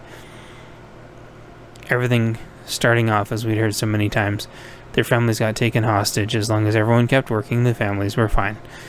The oil rig workers hadn't got new updates on their families in a few months due to us liberating the families in a prior op, so they decided to do something about it. Unfortunately, that something involved taking us hostage on accident instead of the bad guy security team. We didn't have the heart to tell them that the bad guys wouldn't negotiate for one of their quick response teams. We left it alone because at least they were trying to do something. I imagine they thought maybe they would overtake the guards and then the quick team. Then they'd take off and try to find their families with the commandeered ship and then disappear. Without training in numbers, they would have taken an ugly trade and we'd get screwed it up. We would have screwed it up anyway. This worked heavily in their favor, though. We proposed a workable plan that accommodated their situation, though. This included the ability that some of them could stay, as they ended up wanting to. We didn't see a problem with that, and it worked in our original plan anyway. They could come and go whenever they wanted.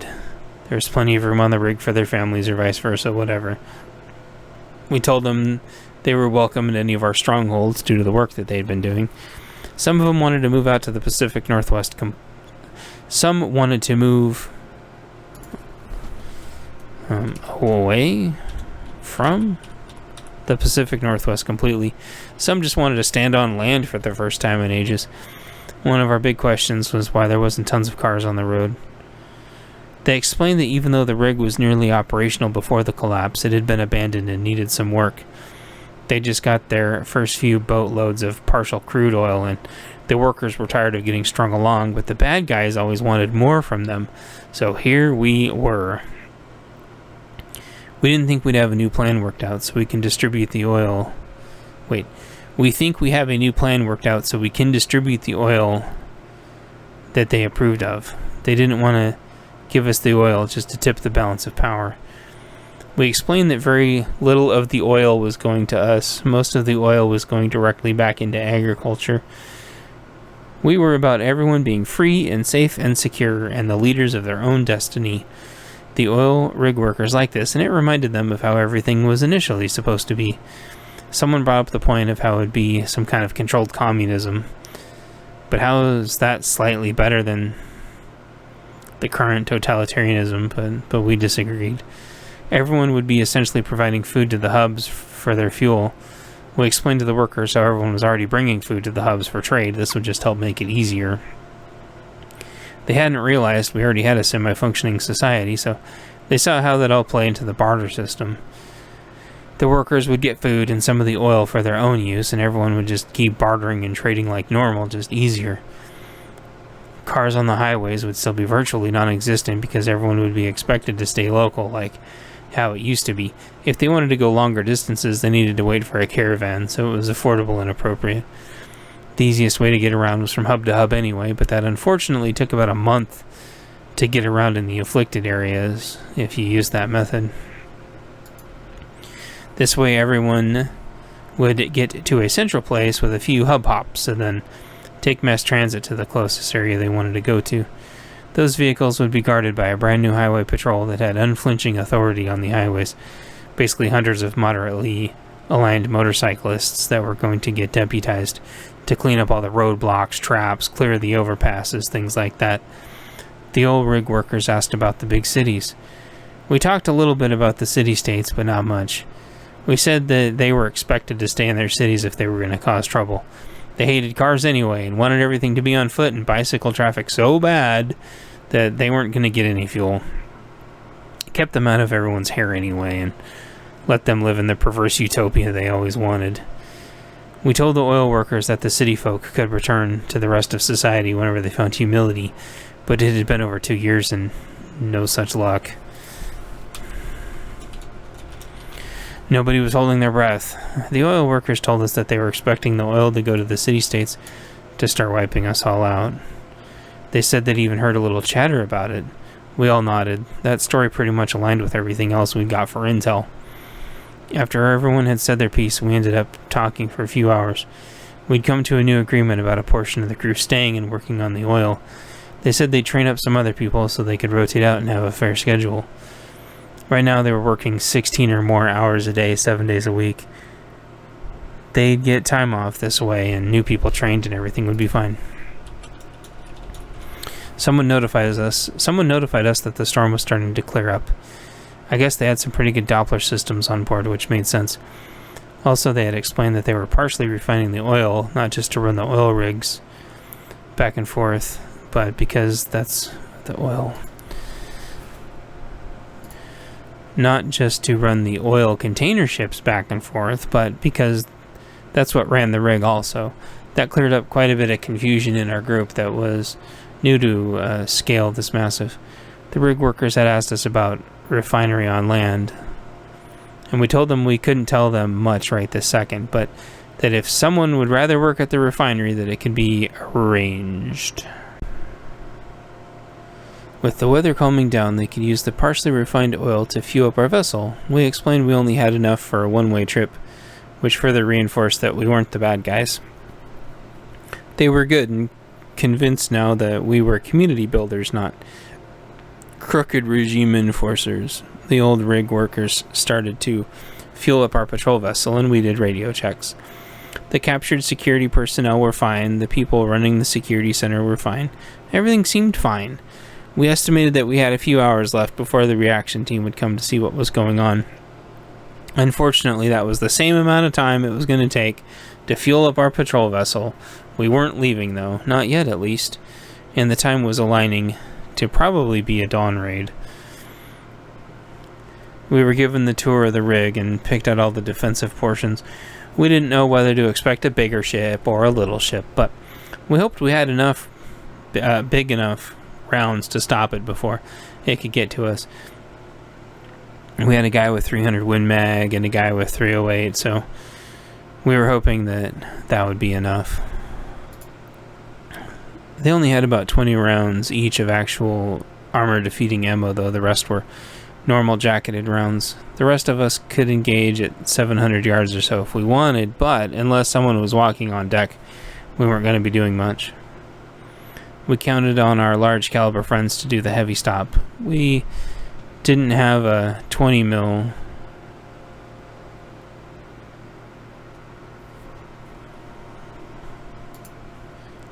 We didn't have a 20 millimeter anywhere, even a 50 cal, unfortunately. Guess that would have been too easy. We tried to push the coulda, woulda, shouldas out of our mind. The patrol boat itself had a 30 cal on it, which would be great to come to bear, but it would be too easy of a target out in front.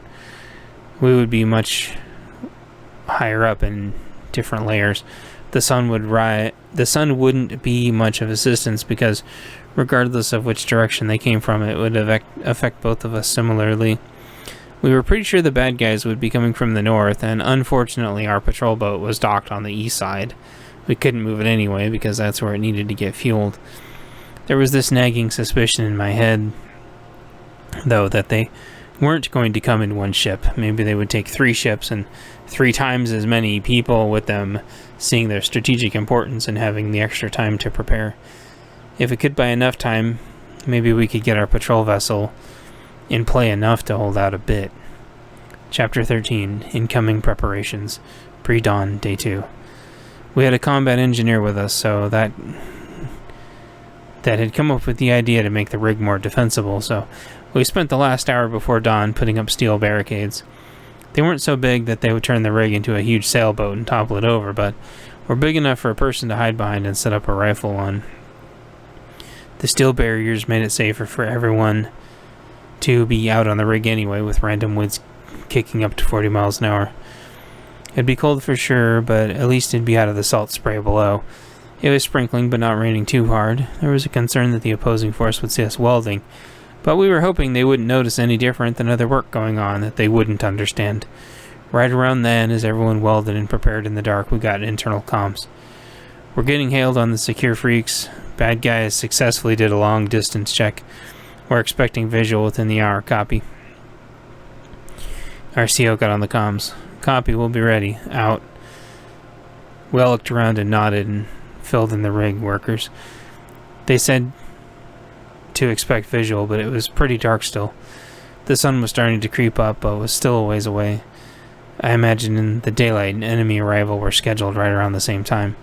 The workers went back to what they were doing in the relative safety of inside the complex. Our defensive points were angled away from the main building. Our guys on the patrol ship were instructed to wait until they got closer to conserve ammo, depending on what kind of ships we were up against. Unfortunately, our ship wasn't even pointed in the right direction to optimally use our bow turret, so they'd have to wait until nearly a 90-degree pass by. It'd be a nasty surprise if they came around that side, though. Chapter 14, Boats Incoming, Dawn, Day 2. I heard seagulls and looked up. Stupid annoying things, I thought. What are they doing here? It's like they have some kind of sixth sense when something's going to happen. Then I heard it before I could see it. No, I didn't hear it so much as I felt it. Something nagging at the end of my conscience. We all went radio silence without even thinking about it. Any comms we used from here on out would get picked up by the baddies in seconds if they were running a frequency scanner. Everyone pretty much felt the oncoming craft from there on out within a few seconds. It was like the ambience was being disturbed by something. Our CO went inside with a general, "You all know what to do," remark, as if this was normal. We all chose spots, 2 people per barrier on the 3 different levels, several barriers per level with our sharpshooters on top, one on either side of the rig with a buddy. The precision riflemen would try to take out the enemy's engines if they could, if not, the captains and controls. If the enemy was stupid enough to get on deck with their own riflemen, that became the priority for the buddy teammate. As soon as they got within 500 meters, we could all open up. Each rifleman had a spotter as well, as the workers had loaned out extra binoculars for the task. It was sure convenient. Right as the sun crested the water, we could see the shadows moving towards us. I sat there resting my knees up against the barrier in the drizzle. I saw a big blobby shadow, then realized it was 3 shadows. I then realized there were shadows behind those shadows, maybe 5 shadows, 7 shadows. It wasn't that we had a lack of ammo, it's that they were moving fast enough to where we wouldn't be able to stop them all. They weren't quite human-shaped to me yet, just shadow-sized blobs. And that's when the first 2 rang out from above me. It would have been really loud, but my headset compensated and didn't let the worst of the noise in. I could tell those were the big rifles, but not to the point of killing my head with pain. The blobs spread out further and started to become distinct shapes. 2 more shots rang out. I started to see smoke coming from one of the ships, but it wasn't stopping. I could hear something hitting the water below us like heavy water droplets. They were shooting at us but falling quite short. We needed to wait for them to come in about 100 more meters and then open up when we could actually see human shapes. None of us had our rifles up yet. We were simply watching. Maybe if they thought there was only 2 deck workers or something, they would underestimate. They kept coming. 6 vessels or 7 in a wedge shape, and a command vessel behind them. These guys weren't idiotic pirates. They had some semblance of training and preparation.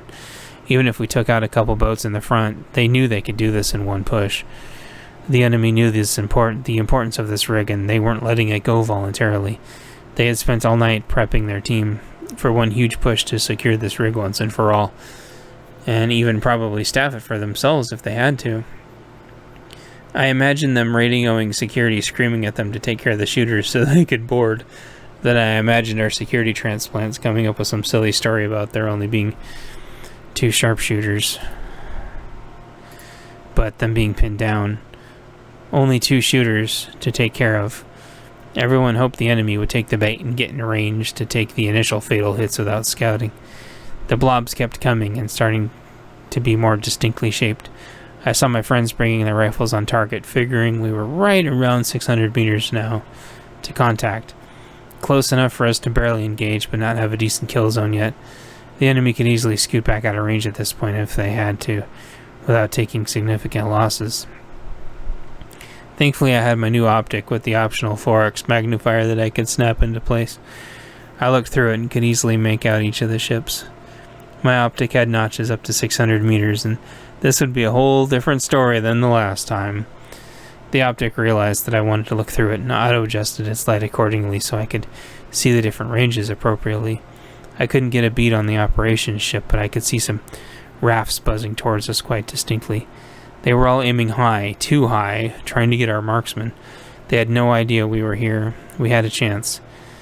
And they were now within range. We designated to start firing. I slowed my breath and exhaled. I took a shot. My first shot with these new earmuffs protecting my ears. I barely heard the shot and heard more recoil spring boinging back and then forward. That started our ambush, as I heard about 8 other shots as well, then 2 bigger ones in a single volley.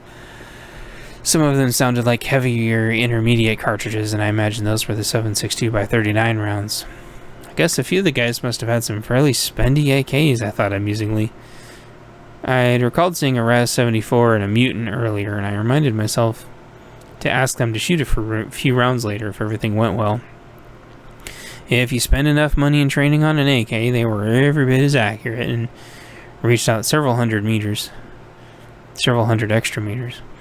I heard some shots come back and they all fell short, but we're getting closer. I didn't like it. I looked for where they were coming from, and pretty much everyone was standing up now trying to fire at us. We needed to maintain fire superiority, and basically all at once we all mag dumped on them, one raft at a piece. The guys with the AKs ran out before us and changed their mags out and resumed fire, just in time for us to change ours out. It was a good rate of fire, and within about 20 seconds of that, we'd achieved fire superiority. They knew they were in too far at this point and had to take it. The baddies were still able to take the occasional shot, but it was relatively under control. The guys above us with the heavier calibers tried to focus on the operations ship, but it wasn't having the desired effect. The ship was smoking, but it was still chugging along. It made me wonder if they planned on that ship potentially being a one-way ship and then swapping out with ours. Maybe it was a diversion and nothing important was really on their ship at all. We all gone through about 2 mags and the enemy was close enough to begin their first circle.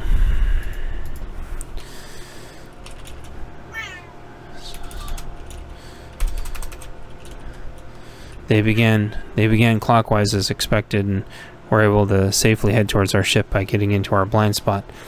By now I could see that we had several successful hits, but most of the ships were still in the fight. We'd punctured holes in their rafts, but they were patching them up quickly and still coming. Behind the rafts were some 40-footers or so. I couldn't tell if we were doing anything to them or if they were diversions as well. I was on the northeast section of the rig, so I didn't have to pivot, but it was time for the northwest guys to pivot so we could try to prevent them from getting on the patrol vessel and buy it some time to use its 30 caliber machine gun. We all dumped our third mags into them as they started their arc, giving our guys safe passage as they began tactical maneuvers. They all yelled, "Moving, cover me!" And we all yelled, "Move!" at the same time, as loud as we could. Our AK guys dropped their mags first and we kept firing, then vice versa.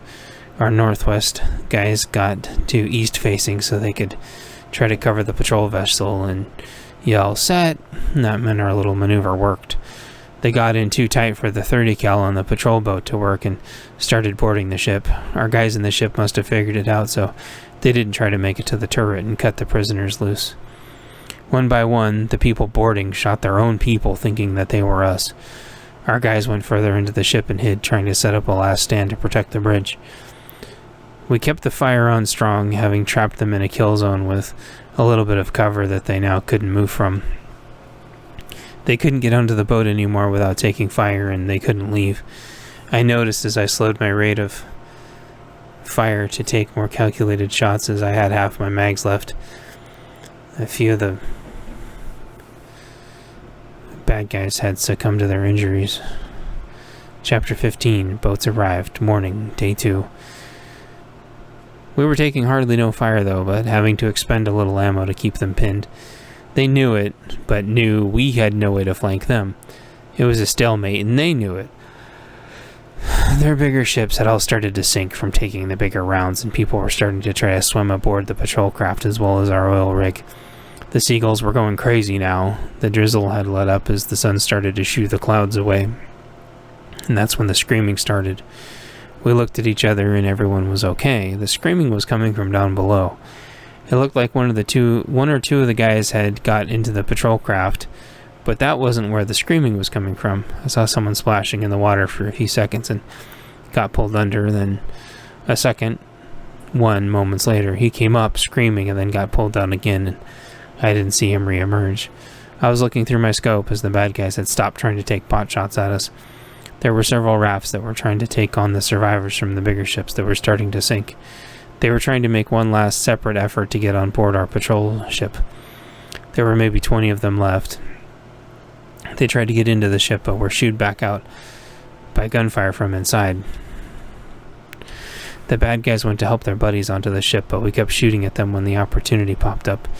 We really didn't want them on our patrol boat, that's for sure. We tried to only take shots that weren't going to penetrate our ship at all. They couldn't use this to their advantage too well because shooting was coming from inside the ship as well. The bad guys would lean over the ship to help their friends up and we'd shoot them and they would fall out. If they got too close to the entrance of the patrol boat, they'd get shot more. They didn't seem to be shooting back though. There was waving and pointing, and they were scrambling to get people out of their boats. This seemed all too familiar. I suspected what was going on, and moments later it was confirmed. Into one of the rafts flopped in a big seal monster trying to gobble everyone up that he could, like an insatiable video game character. The bad guys combined their fire on it, which slowed it down, only for another one to come up from the other side. Raft by raft, the screams were soon silenced. Even if we could have done something, we had no angle with which to shoot as they were behind our patrol craft. Thankfully, the bad guys couldn't get onto our craft anymore, but there were some we didn't shoot that saw it was hopeless and tried to make one last incursion into the patrol boat. There was a brief shootout, then nothing. I had an idea and yelled, "Moving, cover me!" and waited, and someone yelled, "Move!" That way I wouldn't get shot on accident.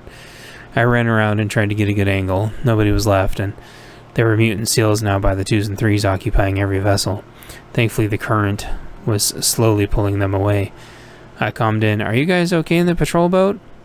The 10 seconds passed as anxiety welled, and my worst fears were confirmed. "We got one hit, straight through." I was running as fast as I could and as safe as I could now, trying to get down to them.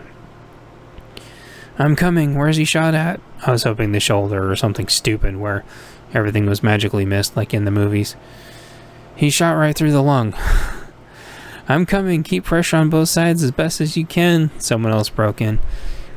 "Get it cleaned up and plastic on his back wound if you can. If anything's stuck in it, don't pull it out. Help's coming." A controlled calm was in their voice. Not panic like you'd normally hear from people that got excited due to lack of experience. I made it the rest of the way and slid down the ladder and jumped onto the deck of the Ester. I jumped over all the enemy bodies, trying to make sure I didn't fall. I yelled for my friends to not shoot and found them moments later. There was blood everywhere and they were getting his shirt off. I looked to see how it was before being truly ready. I think that's supposed to be look to see. It was XPX that was injured. I told one of them to calm up to prep the med bay for an entry and exit right through the lung. They calmed back and said they would. Thankfully, everyone recently through the military had been combat lifesaver trained, and they had trained me in turn. Someone threw the medical kit that was on the bridge, and I got some plastic gloves. They got his shirt off the rest of the way, and with the adrenaline, he hadn't gone into shock yet. The entry and exit were both about the same size. The lung was collapsing, and he was bleeding out. They already had some plastic on his back wound and cleaned and taped it up tight. I cleaned up as much of the blood as I could on the front so the adhesive would work. There was a piece of something that I could see in the front wound, but I didn't remove it in case it was doing more harm than good. I put a halo bandage with a flutter valve on the front wound so it could breathe, and hopefully it wasn't too late. Painful moments went by and XPX's adrenaline was starting to wear off. We had him sitting up since he was conscious. His pulse was elevated as his heart started to try to compensate for the loss in pressure. Unfortunately, the wound was wide enough to where quite a bit of air had gotten in his lung, and it was starting to collapse in on itself as the air was getting trapped between his lung and the chest wall. Not enough air was coming out of the flutter valve to clear him up, and his breathing was becoming more labored. I looked through the kit and told them to get me the decompression needle. XPX was getting more and more stressed out. I made sure it was a 14 gauge, and it was.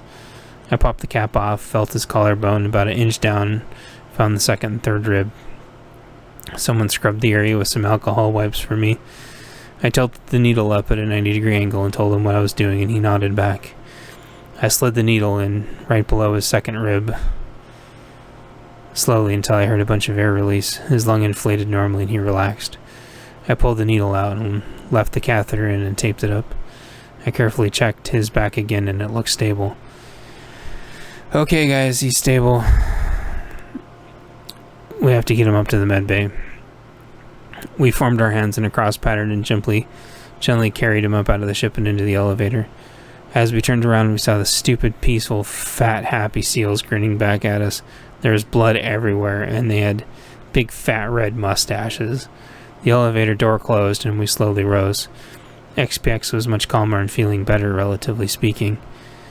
As we got up to the top, I noticed the seals started to look around nervously. I didn't think much of it, and we got XPX to the medical bay. Everyone was waiting for us, and we had all the doors open and the medical bed prepped. We gently got XPX up on the bed, and as the on-site oil platform surgeon pulled his tools over. "Who did this?" Everyone pointed at me. "Well, you saved his life." I gave them a thumbs up, not sure what else to do. "Nothing you guys wouldn't have done for me." Before they could answer, I walked outside and they went to work. I leaned out over the railing as the event started catching up to me. I thought for a second, realized my mag was almost empty, popped it out and slammed in a fresh one for tactical reload out of habit. I had 2 total full mags left by my count. I thought, good thing this was over, well, sort of over. I watched the mutant seals nervously look around in the water as the current pushed them further away. Then something or a couple of somethings shoved up underneath them. The seals lost their balance but got back on the raft. It looked like a sneaker wave, but it had an odd shape.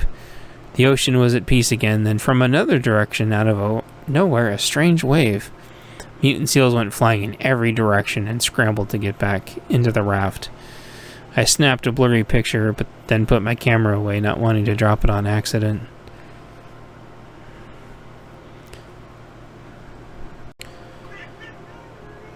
The strange waves came back a few moments later as the seals were scrambling onto the leaking raft for safety as the biggest wave yet hit them. Seals in every direction, and then I saw them. Huge killer whales with mouths open, waiting for the seals to land from the launch. The seals were as big as maybe 400 pounds or more, and the killer whales were several tons in comparison. My friend started coming out as the surgeon needed some room to work.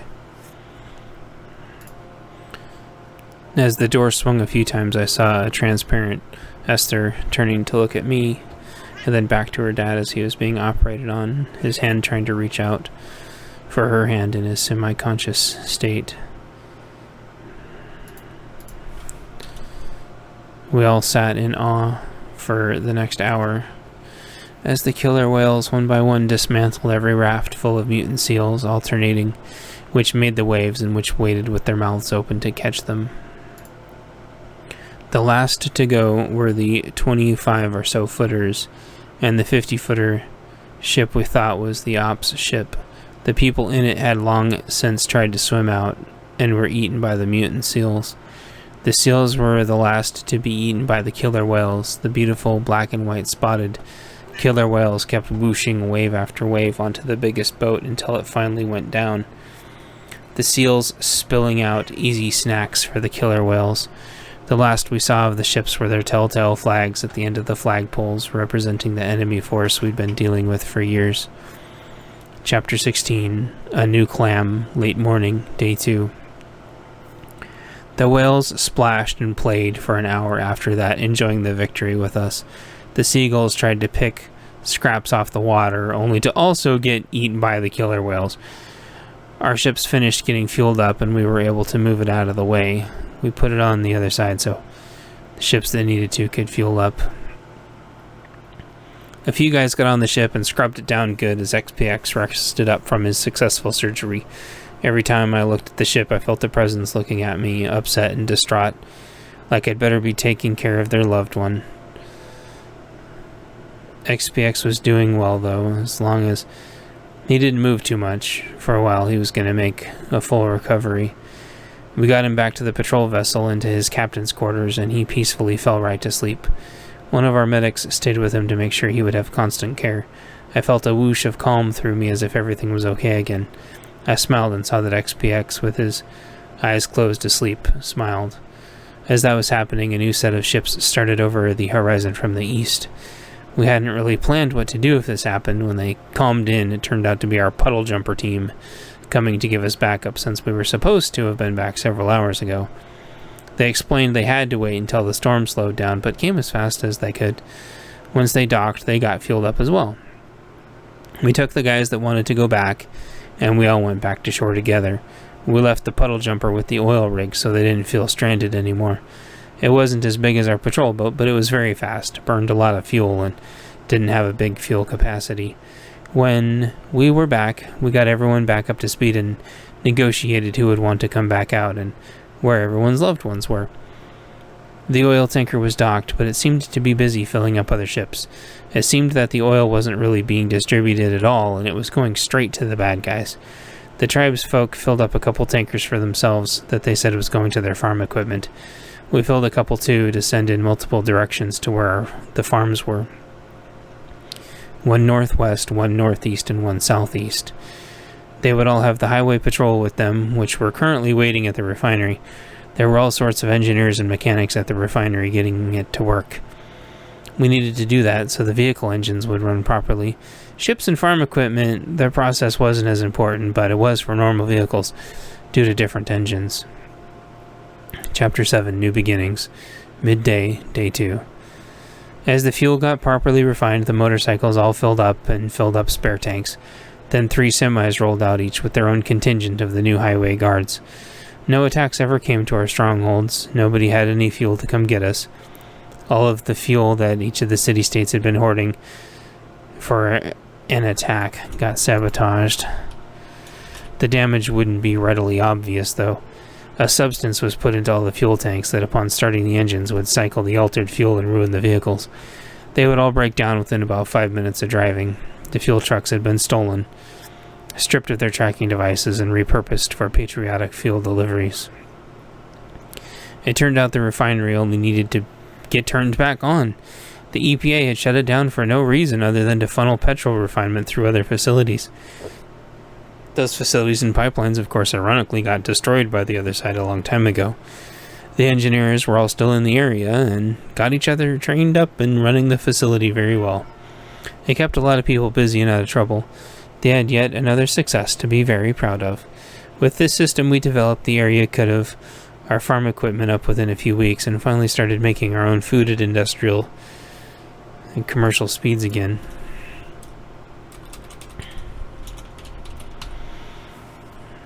We would go back to having a food surplus. There'd be food in everyone's homes. People would flock back to the farms to work. Nobody getting taxed to death while the money gets absorbed into frivolous pet projects and backdoor campaign lobby reimbursements. Chapter 18, The Coming Weeks. XPX made a full recovery as expected and went back to commanding the Esther patrol ship. The rest of the fleet slowly rotated through the oil rig and got fueled back up. It wasn't long before our Navy was back up to full capacity and able to fully patrol and defend significant portions of the Pacific Northwest Harbor. We got a ferry up and running, which restored connections to the major islands. We were able to manage one trip back and forth to each per week. We weren't political with who got to use it, but kept it very safe for everyone as well. Everyone that used it ended up being extremely self-policing. The routes that fueled vehicles were used more for trade than anything. The islands had done okay with being self-sustaining, but still needed some raw materials they didn't have, so that worked out well. There had been some military folks holed up at one of the islands that nobody ever came and rescued. They had been keeping the island safe from pirates as well as anyone on the island who tried to disrupt law and order.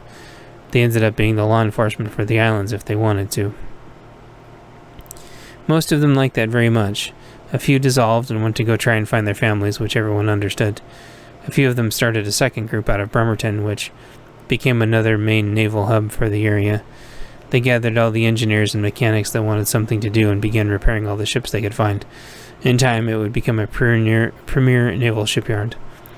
It wasn't long before the warm embrace of summer began. The ground was ready, and every heirloom seed that everyone could find or harvest was ready. The biggest crop of food the Pacific Northwest had ever seen started to grow. Then one day, just as fast as it stopped, the stupid electricity turned back on. That same day I came back into my tiny home after teaching the little kiddies. Out of nowhere there was, hanging on my doorknob, my old bicycle helmet. It had a thank you note. Thanks for everything you do, keep it up. I heard a familiar and absolutely gigantic engine ripping off into the distance. A big grin filled my face. Chapter 19, The Coming Months. Home, stronghold 2 years and 6 months after the collapse, spring. I guess my cat decided it was time to get up. Time to get up because she was walking all over my tender ribs again. My back was sore, I guess sleeping on my tummy again, but I had to get up and get the cat off me. It was time to get ready. They ended up making me a full-time teacher now in our stronghold. I made my own lesson plans and all of my own teaching documentation. I spent a small but important portion of the day teaching kids something new, something that hadn't been done in a long time. I taught them how to learn. We went over the basics in history, but it wasn't revisionist history, it was actual history. The good and the bad. It wasn't shoehorned into a narrative, it wasn't romantically intertwined with amusing anecdotes that people wouldn't have recognized for ages after the fact as relevant. It was actual history, so it wouldn't be repeated.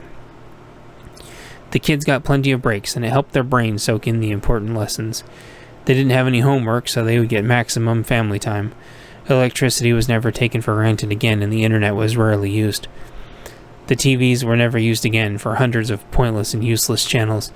The only sports that anyone paid attention to were the local ones that the kids played. There were no more participation trophies. You either won or you lost, then had to discover what losing actually meant. If a young couple was dating and the girl dumped the boy, he had to handle himself, or there were swift consequences. You had to figure out adversity and how to overcome it.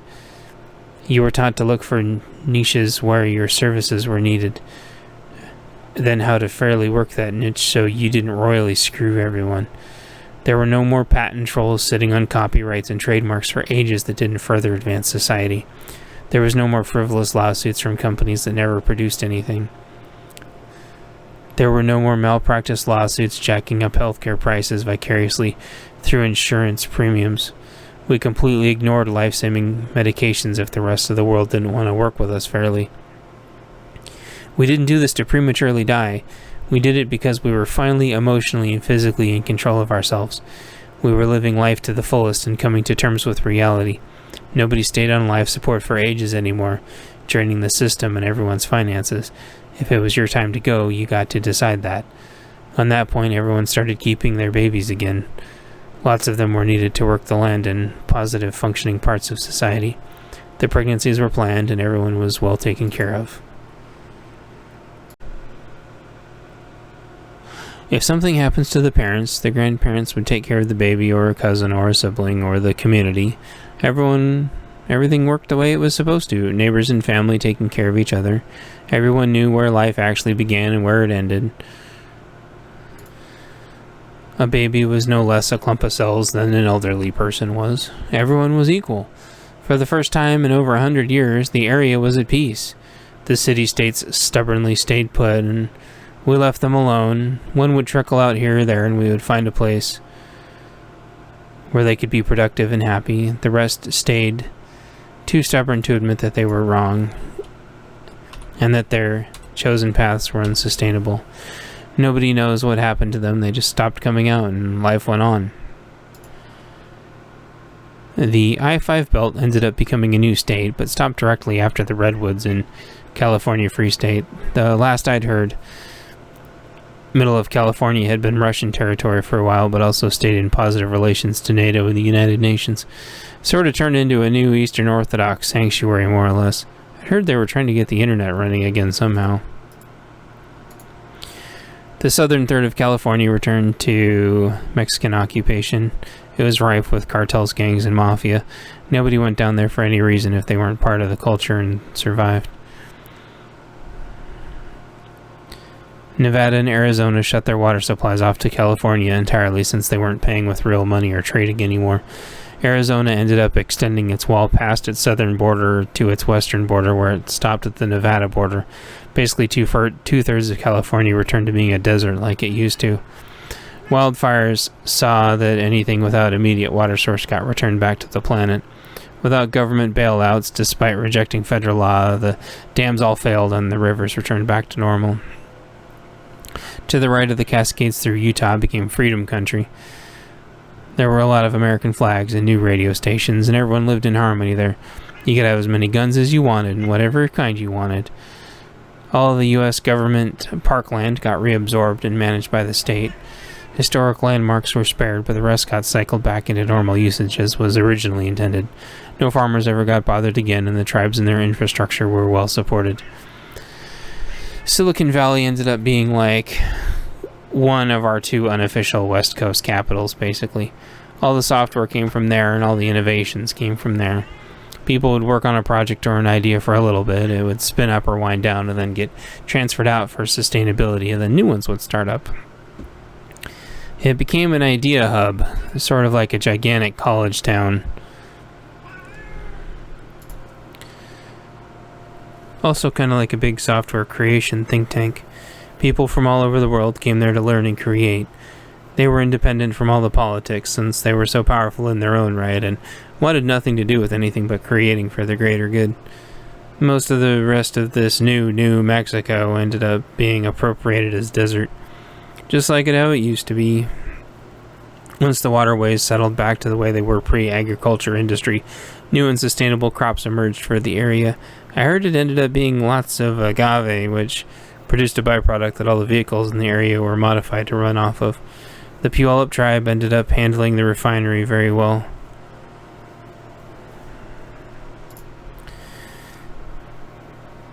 It put a lot of people to work and gave them something very prideful to work towards. They ensured the environment was taken care of and that the land was taken care of ethically and sustainably. Soon, other portions of the Salish nation reached out and all started networking, trading, and shipping in to make sure they all had what they needed. Everyone in our local area was making greenhouses and huge food preservation stores so they would have a strong, sustainable crop for the next year. There were smokers going and canning and jarring. The trade market was going full speed, so everyone got what they wanted. All of the almanacs had predicted we were going to have a bitterly nasty winter. So many gentle summers and falls in a row wouldn't last forever. Epilogue. All of the thoughts swirled through my head as I walked back to my tiny home after teaching the kids for the day. They liked learning history, and we would have special guests if it was time to learn about music, gardening, or game preparation. They learned everything from gun cleaning and repair to foraging to medicinal herbs to communication, critical thinking, and conflict resolution. Telling them my stories was a good counterbalance to fill that story itch they always had. Tell us another story, tell us another story. I regretted telling the stories out of order, but with my headaches, nothing ever seemed to happen in order. They didn't seem to mind. My cat was making noises at me. I checked her food and water, and both were fine. I plugged in my electronics into the wall and they started charging. I took my AR off, hung up my rig, and got ready for bed. I didn't dawdle around much. I was always too exhausted. I could only ever handle about 6 hours worth of work, and that was with breaks every 20 to 40 minutes. I had some trail mix that my friends made me to fill up my tummy a bit. There's lots of oats and grains in it, which I liked. I nibbled on some and slumped down on the bed. Within moments, I was out cold. I imagined snowy hills, tripwires, and gun battles all around a big lake. Trying not to step on the tripwires, I unconsciously pulled my covers around my neck as I let out a single shiver. My cat cuddled a little bit closer. Alright, here is an excerpt from book number 8 of the PNW Affliction series called Summer and Winter. Chapter 1, Classroom Storytime, 3 years after the collapse, late winter, early spring. I was teaching class again in our stronghold, which is my usual thing to do. I was really enjoying the teaching gig. We just got done doing some arts and crafts. Some of the kids wanted to nap, which I let them. It was snowing outside. The bitter winter we'd been guessing would come finally came. The passes were completely closed off at least a few months. We'd had some plows, but they'd stopped because it was too dangerous. The mountain range wasn't lava-y, which was good. The volcanoes all went back to being dormant and sort of just sat there pouting as snow gathered on them. More snow and more snow. We'd had greenhouses, though, and everything was canned and jarred up, so we were quite prepared for this. We couldn't splurge on food, but at least nobody had to go hungry. With the fuel from the coast's oil rig and refinery, we were able to get enough tractors running to get everyone fed. Then when the electricity kicked back on, we could go back to pumping the natural gas to heat our homes as well. We had to take all kinds of special precautions to make sure our pipes didn't freeze now that the water was running again. It was quite the exercise. We completely winterized the main house. I'd done that before when I lived in this busted-up duplex for a few years. It would literally get colder inside than outside until I figured it out. The windows all had clear plastic sheets covering them, and all the seals had been redone. All of the foam insulation had been redone, and stuffed wash rags and vents that didn't have coverings. Thankfully, we were able to find all the materials sitting in an abandoned home improvement center. Apparently, nobody cared about those items. This made the foam insulation plentiful. We grabbed as much as we could carry, then sent the rest to the hub for trade so everyone could seal up as well. So the main building was nice and warm. The kids had some warm winter gear, but not a ton. They could only play out in the snow for a half an hour or so before they were ready to come in and thaw. There were 2 tremendous snow forests outside with accompanying trenches. The parents had all got in on it also, and there had been many epic snow battles. A lot of the snow clothes had been made or modified by hand. Where we couldn't get synthetic clothes for everyone, we insulated our winter wear with down from the birds. Some of it we got ourselves, some was scavenged from pillows, and the rest we traded around for. The second challenge was getting it all waterproofed. The third challenge was keeping the wind off. To avoid that, the guys that were going to be patrolling and holding defensive positions for hunting all got the best suits. The kids got the smaller stuff so they could play and get exercise and, most importantly, socialize. We kept the kids coming indoors often to make sure they would keep dried out and didn't get frostbite or burned from the snow. Unfortunately, the snow would burn every part of the little kids that weren't covered up, so we had to be careful. We also had sunglasses for them all that was quite fun and kept their eyes safe from the glare and projectiles. So here we were all sitting, their clothes drying out. A few of them passed out from play exhaustion. Some light snacks getting handed out, looked like cups of cereal. And they wanted to hear a story, and they wanted a story about something that was both warm and cold. Kid logic made no sense whatsoever, but that's why it was always so much fun to talk to them. And with everyone relaxing, I started.